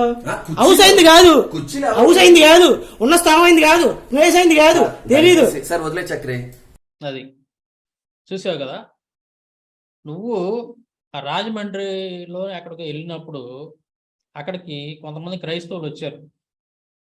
నువ్వు ఎక్కడ ఉన్నావు చెప్పు, మనం మాట్లాడదాం, చర్చిద్దాం అని చెప్పేసి వాళ్ళు వెతుక్కుంటా నీ అడ్రస్ కనుక్కొని వచ్చారు నీ దగ్గరికి. సరే, వచ్చినప్పుడు నీ దగ్గర నిజంగా స్టఫ్ ఉంటే నువ్వు వాళ్ళతో ఏదన్నా చర్చించాలి, మాట్లాడాలి, ఒక సబ్జెక్ట్ ఉన్నటువంటి వాడివైతే నువ్వు వాళ్ళు కూర్చోబెట్టి వాళ్ళు ఏదైతే ప్రశ్నలు అడుగుతారో వాటికి నువ్వు సమాధానం చెప్పటం కావచ్చు. లేదంటే నువ్వేదైనా ప్రశ్నలు అడిగితే వాళ్ళ దగ్గర నుంచి సమాధానం పొందుకోవచ్చు. నువ్వు ఇట్లా ఒక చర్చ అనేది జరగాలి, సామరస్యం. కానీ నువ్వు చేసిన పని ఏంటి? ఒక్క దెబ్బకి నీకు ఉచ్చబడి వాళ్ళని చూడండి.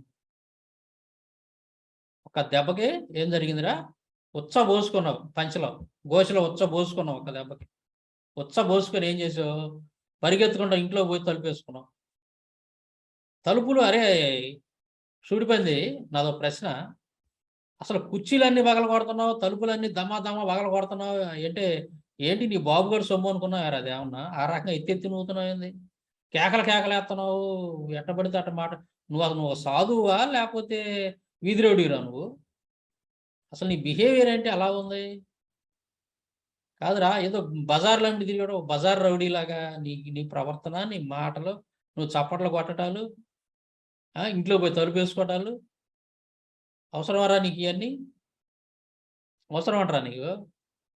వెనకమాల ఏదో గ్రీన్ క్లాత్ ఒకటి పెట్టుకొని మెల్ల ఒక శవానికి గనక దండేసినట్టు దండేసి కూర్చోబెట్టారు నిన్ను కొంతమంది తొకాసి బ్యాచ్, పోరంబోకు నాయుడు, గలీజ్ నాయుడు కొంతమంది ఉంటారు కదా. నిన్ను ఒక శవాన్ని కూర్చోబెట్టి దండేసి వెనకమాల గ్రీన్ క్లాత్ ఒకటి కట్టి కూర్చోబెట్టారు. ఎక్కడ ముక్కొచ్చేవారు నువ్వు? అదే ఎవరింట్లో కొట్టేసావు ఆ గ్రీన్ క్లాత్? ఎరా సూడిపోయింది, ఎవరింట్లో కొట్టేసేవారా నువ్వు? కొంపలమ్మడి తిరుగుతా మొత్తానికి ఎక్కడో కొట్టేసినట్టు ఉండవు దాన్ని. పెద్ద స్టైల్గా కూర్చొని మేము డిబేట్ చేయాలంటే, మాతో డిబేట్ చేయాలంటే 24 కండిషన్లు ఉన్నాయి, ఈ కండిషన్లన్నీ ఒప్పుకోండి, మేము డిబేట్ చేస్తాం మీతోటి. డిబేట్ చేసే మొహం అనేది మన తేలిందిగా రాజమండ్రిలో. ఆ అర్జున్ అనే సహోదరుడు, ఇంకా కొంతమంది మా క్రిస్టియన్ సహోదరులు వస్తే అక్కడికి, ఆ చక్రవర్తి అనే సహోదరుడు వాళ్ళు వచ్చారుగా, కూర్చొని మాట్లాడటం చేత అయిందిరా నీకు?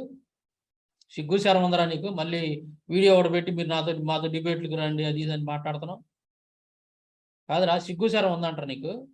నువ్వు నిజంగా అడ్డా సత్యనారాయణకి పుట్టావంటారు నువ్వు, లేదా అడ్డమైన వాళ్ళకి పుట్టావా? ఎరా సూడిపోయింది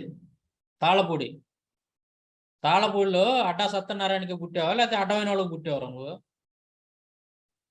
నీ బిహేవియర్, నీ వ్యవహారం చూస్తుంటే డౌట్గానే ఉంది మాకు. పెద్ద పోటుగాడికి మళ్ళీ వచ్చి కూర్చొని బైబిల్ చదివి చెడిపోయారా? గొర్రెలు అంటే నోటికి వచ్చినట్టు అవుతున్నావు కదరా. ఇప్పుడు లెక్క ప్రకారం మిమ్మల్ని నీలాంటి మతోన్మాదులందరినీ కూడా మేము వరాహపుత్రులను పిలవాలా, పందులను పిలవాలా, నీలాగా యుద్ధాలు ఊరినటువంటి సూడిపందని పిలవాలి అకార్డింగ్ టు వరాహ పురాణం. మరి మీరు తండ్రిగా భావిస్తారు కదా విష్ణువుని, ఎరా. కాబట్టి మేము మిమ్మల్ని పందులను పిలవటంలో ఎటువంటి సందేహం లేదు. గొర్రెలు అని చెప్పి అవమానకరంగా మాట్లాడుతున్నావు క్రైస్తవుల్ని, ఎరా. క్రైస్తవులు గొర్రెలు అని అంటే త్యాగానికి గుర్తుగా గొర్రెలుగా మేము దేవుడు సంబోధించాడు అక్కడ. త్యాగపూరితమైనటువంటి జీవితం క్రైస్తవుడు. అంతేకాకుండా ఈ క్రైస్తవులు అనేటువంటి వాళ్ళు ఎవరంటే యోధా గోత్రపు సింహపు బిడ్డలు క్రైస్తవులు అనేటువంటి వాళ్ళు. ప్రకటన గ్రంథం 5వ అధ్యాయం 5వ వచనంలో మాట ఉంటుంది, ఇదిగో దావీదుకు చిగురైన యోధా గోత్రపు సింహము 7 ముద్రలను తీసి ఆ గ్రంథమును ఇప్పుటికై జయము పొందినని నాతో చెప్పాను. ఎవరంట? యేసుక్రీస్తు. ఎవర్రా? యోధా గోత్రపు సింహంతో పోల్చాడు అక్కడ. క్రైస్తవులంతా ఎవరు? అన్యాయాన్ని ఎదిరించడంలోనూ, నీలాంటి మతోన్మాదులను చీల్చి చెండాటంలోనూ సింహపు పిల్లలు, యోధా గోత్రపు సింహపు పిల్లలు. గొర్రెలు అని అంటే త్యాగానికి గుర్తుగా మాత్రమే మేము గొర్రెలను సూచించుకుంటాం. మేము త్యాగానికి, అర్థమైందా? పోరాటంలో మాత్రం సింహపు పిల్లలం మేము, అది మర్చిపోబాక. ఎరా డిచ్కి, నువ్వు క్రైస్తవులు కొంతమంది నీతో డిబేట్ చేయడానికని వచ్చినప్పుడు నువ్వు నీ ప్రవర్తన, నువ్వు ఆడ కూర్చొని నీ దగ్గర నిజంగా సబ్జెక్ట్ ఉన్నవాడు అయితే, నువ్వు పెద్ద పోటుగాడివే కనుక అయితే ఆడ కూర్చొని వాళ్ళతో మాట్లాడేవాడు. భయం పుట్టింది నీకు, ఎక్కడ నీ వ్యవహారం బయటపడిపోద్దో. క్రైస్తవులు అడిగేటువంటి ప్రశ్నలకి సమాధానం చెప్పలేకపోతే నీకు ఆ రోజుతోటి నువ్వు పెట్టే బేడ జరుగుతుంది, నీ దుకాణం మూతపడిపోద్దని భయం వేసి లేనిపోని రాద్ధాంతం చేసావు ఆ రోజు. నీ పేర్లు 50-50 అని, నీకు ఆ పేరు లేదు, ఈ పేరు లేదు, మీ పేర్లు బైబిల్లో లేవు, మా గ్రంథాల్లో ఉన్నాయి. ఇట్లా నోటికి వచ్చినట్టు వాగి లోపలికి వెళ్ళి తలిపేసుకో. ఇది నువ్వు చేసిన పని. నువ్వు ఇంత పోటుగాడివి అనమాట. మరి మీరు హిందువులు అని చెప్పి మీరు పదే పిలుచుకున్నటువంటి పేరు బైబిల్లో ఉంది కదరా, మీ గ్రంథాల్లో లేదుగా.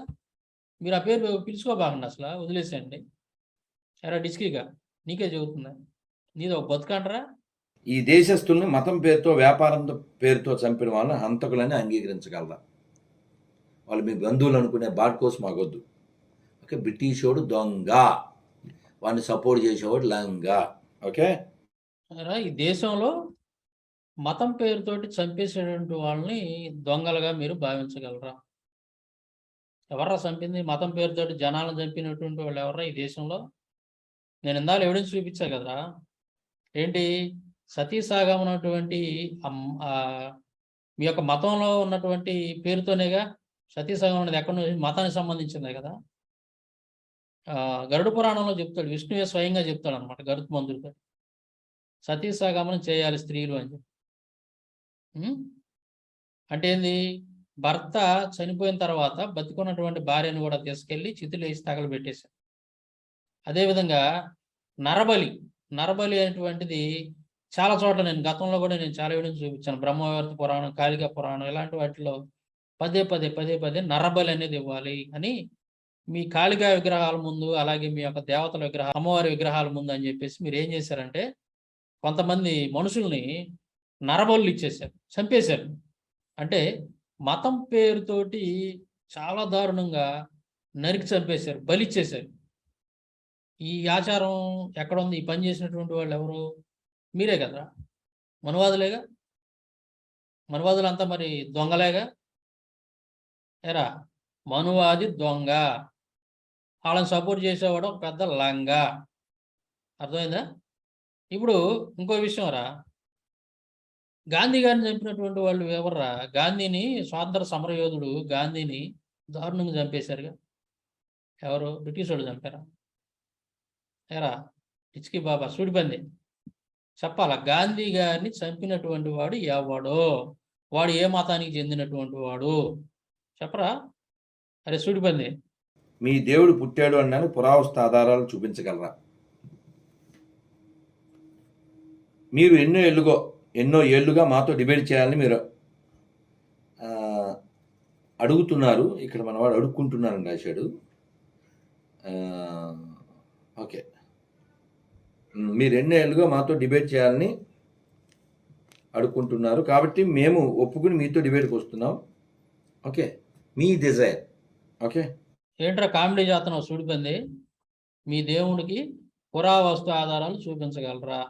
ఎరా ఎన్నిసార్లు చూపించాలరా? మేము అనేక సార్లు యేసుక్రీస్తుకి సంబంధించినటువంటి ఆధారాలు, అలాగే బైబిల్కి సంబంధించినటువంటి ఆధారాలు, ఆర్కియాలజికల్ ఎవిడెన్స్, అలాగే హిస్టారికల్ ఎవిడెన్స్ అనేవి బోల్డ్ అని చూపించాము మేము ఇప్పుడు దాకా.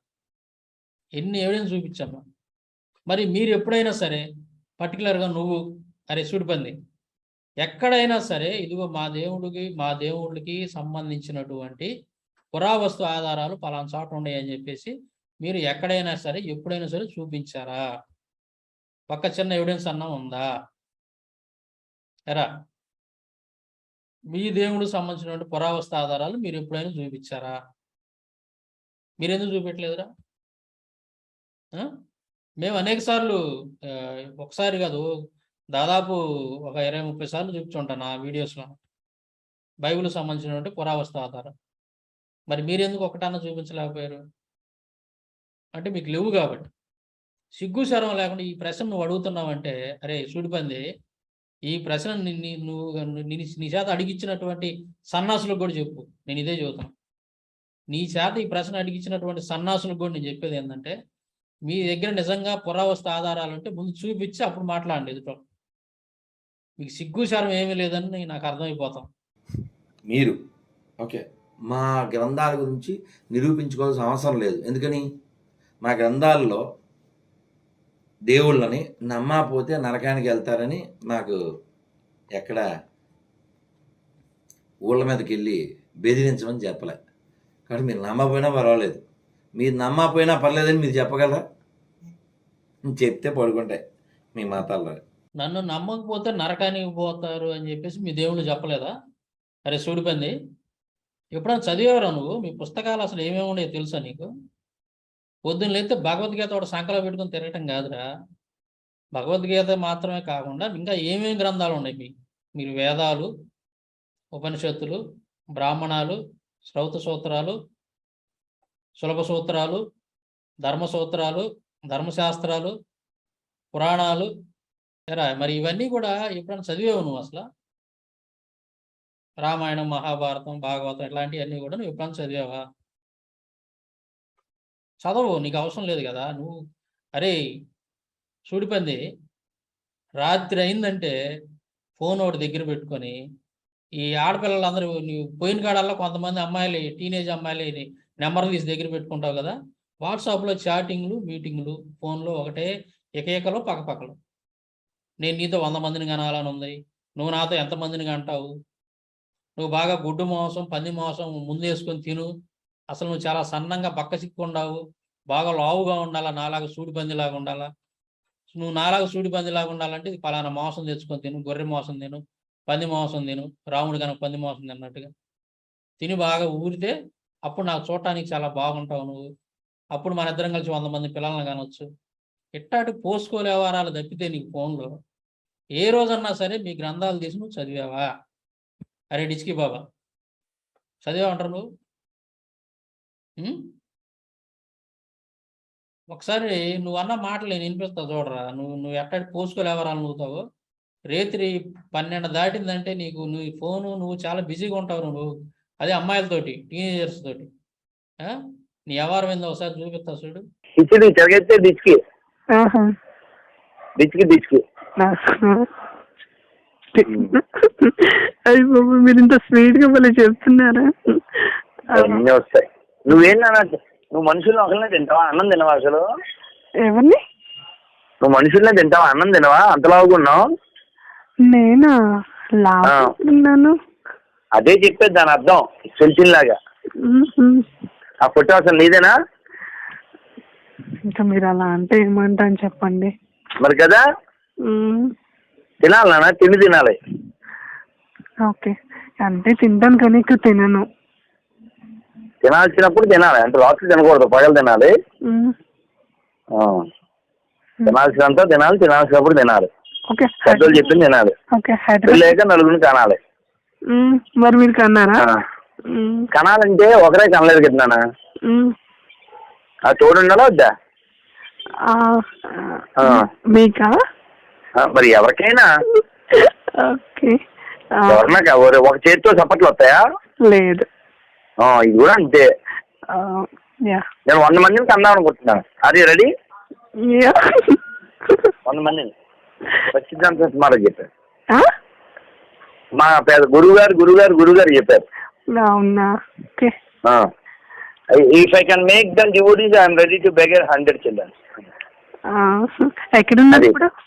తిరుపతి, అదే మా పరపతి. మరి మళ్ళీ ఎప్పుడు వస్తారు? నువ్వు లావ్ అయ్యాక వస్తా. ఇది నీకు మనసులో లవ్ ఉంది కానీ ఒంట్లో కొవ్వు లేదు. నువ్వు కొంచెం కొవ్వు పట్టు, లవ్ పట్టావు. తిన్నాను ప్లీజ్. ఓకే, నేను టీవీ యాంకర్తో చెప్పాను, అను నా మాట విను, టైంకి తిను, పెళ్ళాక నలుగురు కను అని చెప్పా. మీరు కంటెంట్ రెడీగా ఉన్నారా మరి? కానీ ఇక్కడ పెద్ద పాత్ర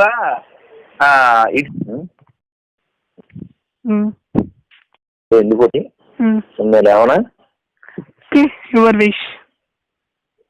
నో పుష్, నువ్వేమో చెప్పాలంటే ఇంకా చెప్పే మరి. నిద్ర కూడా వచ్చేస్తుంది. Nothing. Okay, bye. Very happy. రేపు మార్నింగ్ 10 దాటిగా చేయి, నీకు ఖాళీ అయితే. ఆఫ్టర్ 10 ఇంకేమైనా చెప్పాలంటే మర్చిపోయాను, నువ్వు నాకు రేపు పొద్దున్న ఫోటో పెట్టు. ఓకే, తులసి పూజ చేస్తున్నా. అలాగే నీ ఫోటో ఇది కాకుండా ఇంకేదన్నా కాస్త కండబెట్టిన ఫోటో ఉంటే, కండబెట్టిన ఫోటో. లేకపోతే అర్జెంట్ గా 10 కేజీలు లేదు నా మేక మాంసం, గణపతి మాంసం తినేయాలి నువ్వు. నేను తినను. నేను వెళ్ళానమ్మా, అసలు తినవా? మటన్ తినను నేను. Chicken, fish, egg. Fish, egg, chicken అంతే. No mutton, no pig. సరదాగా అన్నాను, నోరు మూసుకో. అది నీ బతుకది. ఆడపిల్లలతోటి అమ్మాయిలతోటి చాటింగ్లు, మీటింగ్లు. నీ సంగతి పూర్తిగా తెలియదురా పాపం. నిన్ను దగ్గరికి రానిచ్చే వాళ్ళకి, ఇళ్ళకే రానిచ్చే వాళ్ళకి నీ సంగతి తెలిస్తే వాళ్ళ ఇంట్లో రానియరు, నిన్ను అడుగు కూడా పెట్టలేరు, చెప్పు దిగిందా కొడతారు నిన్ను. ఎందుకంటే నీ యొక్క నీచమైనటువంటి బుద్ధి వాళ్ళకి తెలియదు. నువ్వు అడ్డమైనోడు అన్న సంగతి, అడ్డలోడు అన్న సంగతి పాపం నిన్ను ఇంట్లో రానిస్తుంటారు, వాళ్ళకి తెలియదు. కొంతమంది తెలిసినా కానీ రానిస్తుంటారు, వాళ్ళు మనసాక్షిని చంపుకొని బతికేయండి వాళ్ళు. ఎందుకంటే పాపం వాళ్ళు నమ్మే దేవుళ్ళే ఎంతకంటే నీచమైన పనులు చేశారు కాబట్టి వాళ్ళకి కాంప్రమైజ్ అయిపోతుంటారు. అలాంటి వాళ్ళు నీలాంటి నీచులను కూడా ఇంట్లో రానెత్తుంటారు, అది వేరే విషయం. 100 మందిని పిల్లల్ని కనాలని ఉంది, నువ్వు బాగా కనబట్టిన ఫోటో పెట్టు నాకు. ఇట్లాంటి పోసుకోలేవా మాటలన్నీ కూడా చెప్పేటువంటి నీకు, నువ్వు పెద్ద పోరంబోగుడి కదరా నువ్వు. పోరంబోగుడు డిబేట్ పనికొస్తాడా? నువ్వు చేస్తావా డిబేటు? నువ్వేదో అన్నావు కదా, నన్ను నమ్మకపోతే నరకంలో వేస్తానని మీ దేవుడు చెప్పలేదా? చదివే ఎప్పుడు మీ గ్రంథాలు చదివావా? నువ్వు పెద్ద పోరంబోగుడి, నువ్వు గ్రంథాలు ఎప్పుడు చదివావు? అమ్మాయిలతో చాటింగ్లు మీటింగ్లు 12 దాటిందంటే మాత్రం ఇక నీ కథ మామూలుగా ఉండదు. నీ వ్యవహారం ఎరా, నీ బతుకేది. ఒకసారి అరే పిచ్చోడా, పిచ్చి మొండా కొడగా, అరే సూడిపంది, వినపడుతుందా నీకు? ఒక్కసారి నేను స్క్రీన్ మీద పెడతాను నీ యొక్క మత గ్రంథాల్లో. నేను శాంపిల్గానే పెడుతున్నా, మరిన్ని కావాలంటే నేను రాస్తున్న పుస్తకంలో మొత్తం మెన్షన్ చేస్తున్నాను, పెద్ద లిస్టే. నన్ను నమ్మకపోతే నరకానికి పోతానని చెప్పిన విషయాలు సింపుల్గా ఒక 3-4 పెడుతున్నాను చూడు. ఎదవా, నీ తెలియకపోతే తెలియనట్టుగా ఉండండిరా మీరు. తెలియకపోతే తెలియనట్టుగా ఉండండి, తెలిసినట్టు బిల్డప్లు కాకండి. మా దేవుడు ఎక్కడా చెప్పలేదు, మీరు చదివి సత్తే కదరా మీరు తెలియటానికి. ఒకసారి నేను స్క్రీన్ మీద పెడతా చూడండి. ఇక్కడ చూడరా, లింగ పురాణంలో ఏమని చెప్పాడు చూడు మీ దేవుడు. భక్తులు కాని వారిని హింసించు క్రోధము గలవాడు. రే శివుడు గురించి రాసిందరు ఇక్కడ. శివుడు భక్తులు కానటువంటి వాళ్ళంట ఏం చేస్తాడంట? హింసిస్తాడంట, ఉగ్రుడు అనబడును. అధర్మము ఆచరించు వాని గుర్చి కోపము గలవాడు క్రోధమగును. అంటే భక్తులు కాని వారిని అంట హింసిస్తాడంట మీ దేవుడు. తర్వాత ఇది బ్రహ్మవైవర్త పురాణం ప్రకృతి ఖండం 30వ అధ్యాయంలో కనుక చూస్తే, మంగళ స్వరూపుడు శ్రీకృష్ణుడకు తన ప్రాణముల కంటే మిన్నైన వాడు, పరమ పవిత్రుడు, జ్ఞానానంద స్వరూపుడు, సనాతనుడు, విష్ణు భక్తులందరిలో శ్రేష్ఠుడు, దేవతలకు పరమేశ్వరుడకు శివుని పూజించని వారు, నిందించువారు బ్రహ్మహత్యా పాపమును పొందుదురు. శివుణ్ణి పూజించినటువంటి వాళ్ళు బ్రహ్మహత్యా పాపాన్ని పొందుతారంట. ఎరా తర్వాత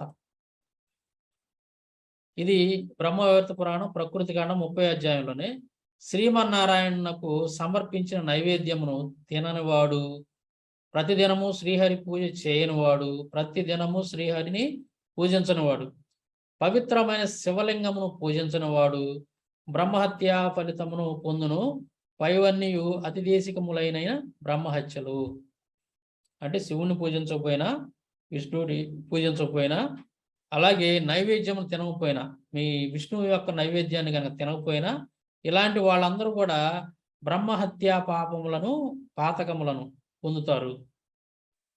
తర్వాత ఇది బ్రహ్మవైవర్త పురాణం ప్రకృతి ఖండం 31వ అధ్యాయంలో ఈ విధంగా ఉంటుంది. శివలింగమును పూజించని వాడు పరమశివుని యొక్క కోపము వలన భయంకరమైన శూలప్రోతమను నరకమున 100 సంవత్సరములుండును. అచ్చట నరకయాతలను అనుభవించిన తరువాత 7 జన్మలు పెద్ద పులిగా, 7 జన్మలు దేవాలయమున అర్చకుడిగా జన్మించును. ఏమనుంది ఇక్కడ? శివలింగమును పూజించని వాడు అంటే శివుని పూజించినటువంటి వాడు పరమశివుని యొక్క కోపం వలన భయంకరమైన శూలప్రోతమైన నరకంలో 100 సంవత్సరాలు ఉంటాడంట. నరకయాతలను అనుభవిస్తాడంట అక్కడ. ఎలా సూడిపోయింది ఉందా లేదా? ఇక్కడ బ్రహ్మవైవర్త పురాణం అంటే మీ కృష్ణుడి పురాణం, ఇది కృష్ణుడికి సంబంధించిన పురాణం వేరా ఇది. బ్రహ్మవైవర్త పురాణం ప్రకృతి ఖండం 31వ అధ్యాయంలో చూడ ఏముందో స్పష్టంగా, శివుణ్ణి పూజించినటువంటి వాడు, లింగాన్ని పూజించినటువంటి వాడు శూలప్రోతం అనేటువంటి నరకానిలో 100 సంవత్సరాలు ఉంటాడంట, నరకానికి పోతాడంట. ఉందా లేదా ఇక్కడ? మరి లేదని అబద్ధాలు చెప్తారా సూడిబంది? లేదని అబద్ధాలు చెప్తారు నువ్వు. తర్వాత ఇది పద్మపురాణం భూమికాండం 96వ అధ్యాయంలో శ్లోకము హిందీ యొక్క అనువాదం పెట్టాను నేను, ట్రాన్స్లేషను. దీన్ని తెలుగులో పెడతాను చూడండి. ఇక్కడ ఏమని ఉంటుందంటే, ఆది పురుషుడు సర్వేశ్వరుడు సర్వలోక శాసకుడు అయిన నారాయణుని ధ్యానించని వారు నరకమునకు వెళ్ళుదురు. అంటే మీ యొక్క విష్ణువుని గనక పూజించినటువంటి వాడు ఎక్కడికి వెళ్తాడంట?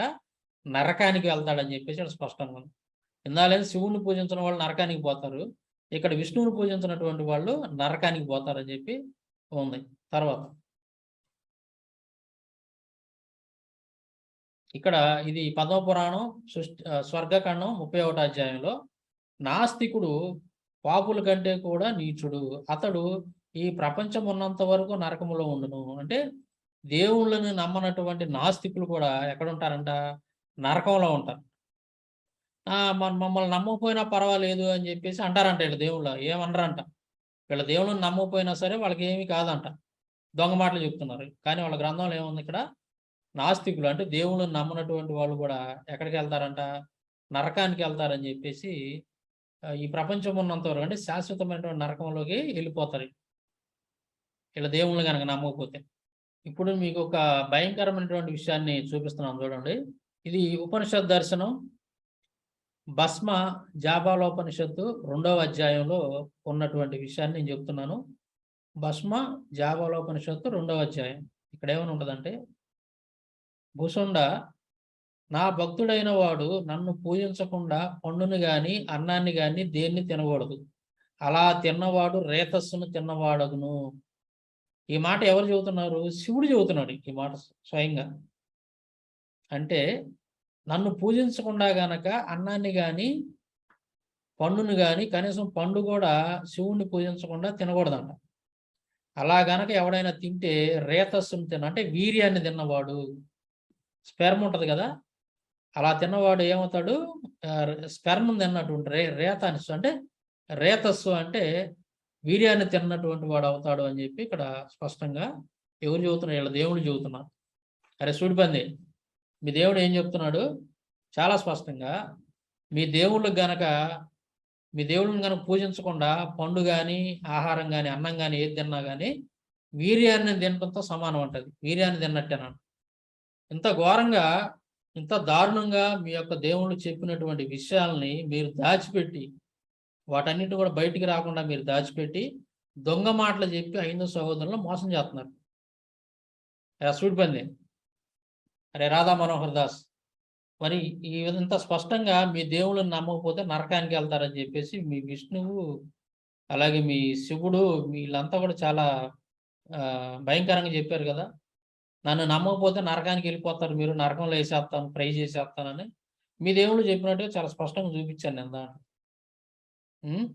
పైగా మీ దేవుళ్ళని కనుక పూజించకుండా అన్నం తిన్నా ఏదైనా ఒక పండు తిన్నా వీర్యం తిన్నట్టేనని చెప్పేసి మీ శివుడు చాలా స్పష్టంగా చెప్పాడు. ఏరా మరి చెప్పలేదని అబద్ధాలు చెప్తూ ఇప్పుడు చదివేసి వచ్చావునరా? ఈ పుస్తకాలు ఇప్పుడు చదివేసి వచ్చావు నువ్వు. ఆ ఊరు తిరిగి నిన్ను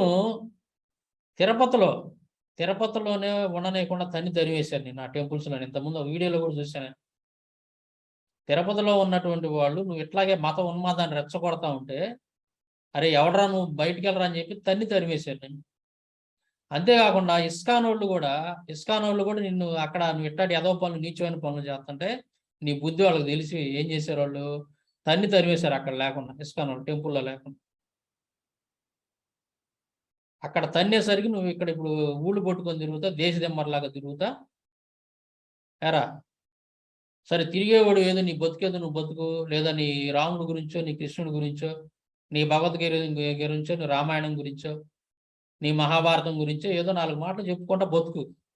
అంతేగాని బైబుల్లో అట్టుంది, ఎప్పుడు పుట్టాడో తెలియదు ఆయన యేసుక్రీస్తు అని కూడా అన్నావు నువ్వు. చాలా దారుణమైన పదాలు వాడుతుంటావు, వాడు వీడు. ఆ ఎడారి మతాలు, ఎడారి దేవుళ్ళు, ఇట్లా ఒంటి నిండా కూడా ఉన్మాదాన్ని నింపుకొని పోయి కొంపలమ్మిడి పడి ఊరకాయ వాళ్ళు పెట్టినవన్నీ కూడా తింటా నీచమైనటువంటి బతుకుతున్నాం. నీచమైనటువంటి బతుకుతున్నాం. నీదో బతుకానంటారా? అరే రాధా మనోహర్, అరే సూడిపంది, నువ్వు బతుకుతున్నావు. ఆ బురదలో పొల్లాడే పంది బెటర్ నీకంటే.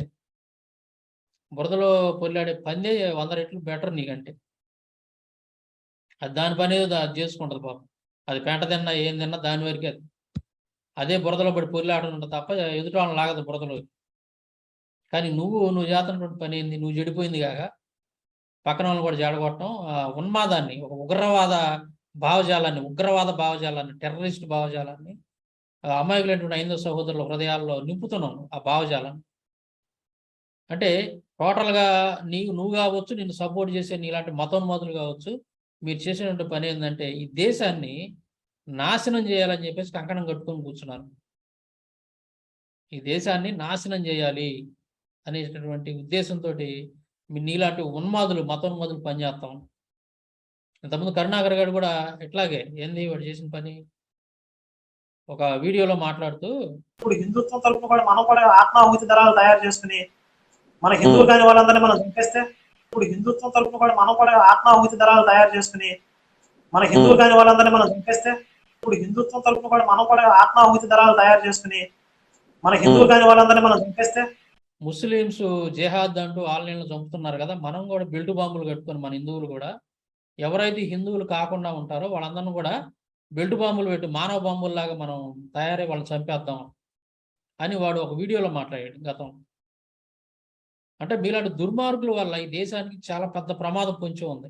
నీలాంటి మతోన్మాదుల వల్ల. రే చూడిపోయింది వినాలను, నీలాంటి ఉగ్రవాదులు మతోన్మాదులు ఎవరైతే ఉంటారో నీలాంటి మతోన్మాదుల వల్ల ఈ దేశం అనేది నాశనం కావటానికి రెడీగా ఉంది. కానీ మాలాంటి వాళ్ళు ఉన్నంత వరకు నీలాంటి దుర్మార్గుల చేతిలో ఈ దేశాన్ని బలి అనేది కానియం. మేము మా దేశాన్ని మేము రక్షించుకుంటాం, మా ఇండియాని మేము రక్షించుకుంటాం. నీలాంటి మతోన్మాదుల విషపు కోరల నుండి మా ఇండియాని మేము రక్షించుకుంటాము. అర్థమైందా? నీలాంటి ఉన్మాదులకి మాత్రం మేము భయపడము, ఎప్పుడు కూడా తగిన విధంగా బుద్ధి చెబుతాము. ప్రజలను కూడా, అమాయకులైనటువంటి మా హైందవ సహోదరుల్ని, విఘ్నులైనటువంటి మా హైందవ సహోదరులందరికీ కూడా వాస్తవాలను తెలియజేసి ఏంటి వాళ్ళను కూడా మీలాంటి ఉన్మాదుల బారిన పడకుండా రక్షించుకుంటాం వాళ్ళని కూడా. అది కాబట్టి వీక్షకులందరూ కూడా గమనించాలి. వీడు సన్యాసి రూపంలో ఉన్నటువంటి ఒక పెద్ద సన్నాసి. ఈ రాధా మనోహర్ దాస్ అనేవాడు, అలియాస్ డిచ్కీ బాబా అనేవాడు, వాడు లుచ్చాగాడు ఎవడైతే ఉన్నాడో వాడు సన్యాసి కాదు, సాధువు కాదు. వాడు ఎక్కడికి పోయినా సరే పరమత ద్వేషం, తర్వాత ఎదుటి వాళ్ళకి లేనిపోని, అంటే మంచి వాళ్ళని కూడా చెడగొట్టే పని చేస్తుంటాడు. ఎదుటి వాళ్ళ మీద, ఇతర మతాల వాళ్ళ మీద ద్వేషాన్ని కలిగించేటటువంటి మాటలు నూరిపోస్తూ ఉంటాడు. అంతేకాకుండా వీడు పెద్ద ఉమనైజర్. వీడు ఉమనైజర్ అని వీళ్ళ హిందువులే చెప్పారు గతంలో, మనం చెప్పటం. రేత్రి 12-1 గంట దాటిందంటే చూడాలి వీడి వాట్సాప్ ఒకసారి తీసుకొని చూడండి మీరు. ఆ చాటింగ్స్ అన్నీ, వాడు ఫోన్ కాల్స్ అన్నీ కనుక మీరు వింటే వీడు ఎలాంటి వాడు బయటపడి మీకు తెలిసిపోద్ది ఆటోమేటిక్. దయచేసి వీడిని మీ ఇళ్లలో రానిగాకండి. రానిస్తే మీ ఇంట్లో ఉన్నటువంటి ఆడవాళ్ళకి చాలా ప్రమాదం వీడి వల్ల. ఎవరెవరైతే వీడిని మీ ఇళ్లలో రానిస్తూ ఉంటారో, నేను ఇందాక చూపించా కదా వాడి వ్యవహారం అంతా కూడా, వాడు బతికేందనేది నేను ఇందాక వినిపించా. ఒక అమ్మాయితో ఎలా మాట్లాడుతున్నాడు, నేను 100 మందిని కనాలని ఉంది నీతోటి, నువ్వు కండబెట్టి బాగా మాంసం తిను, బాగా కండబెట్టిండు, ఇట్లాంటి నీచమైనటువంటి మాటలు మాట్లాడుతూ ఉన్నాడు ఫోన్లో. వాడి బుద్ధి అది, అసలు బుద్ధి అది. వాడి సంగతి తెలిసిండే తిరుపతిలో వాడిని తన్ని తరిమేశారు ఆ టెంపుల్ వాళ్ళు, తర్వాత ఈ ఇస్కాన్ వాళ్ళు అందరు కలిసి వాడిని తరిమేశారు. కానీ మీలాంటి అమాయకులు వాడిని ఇంట్లోకి రప్పిస్తున్నారు. జాగ్రత్తగా ఉండండి. మీ ఇంట్లో ఉన్నటువంటి ఆడవాళ్ళకి చాలా పెద్ద ప్రమాదం వీడి వల్ల. వీడు మంచోడు కాదు, వాడి వల్ల మీకు చాలా పెద్ద ప్రమాదం ఉంది. కాబట్టి జాగ్రత్తగా వ్యవహరించండి వాడి విషయంలో. వాడు అన్ని విధాలా కూడా మీకు నష్టం కలిగిస్తాడు. సో ఈ వీడియోని ఇంతటితో ముగిస్తున్నాను. తర్వాత ఇంకా ముందు ఇంకా ఈ గనక ఈ మతోన్మాది కావచ్చు, వాడి తుక్కు బ్యాచ్ కావచ్చు, గలీజ్ నాయుడు కనుక ఎవడన్నా కనుక ఇటు మీద ఇంకేదన్నా వాగితే చెప్పుతో కొట్టినట్టుగా మళ్ళీ వాళ్ళకి సమాధానం ఇద్దాం మనం. నేను రెడీగా ఉన్నా.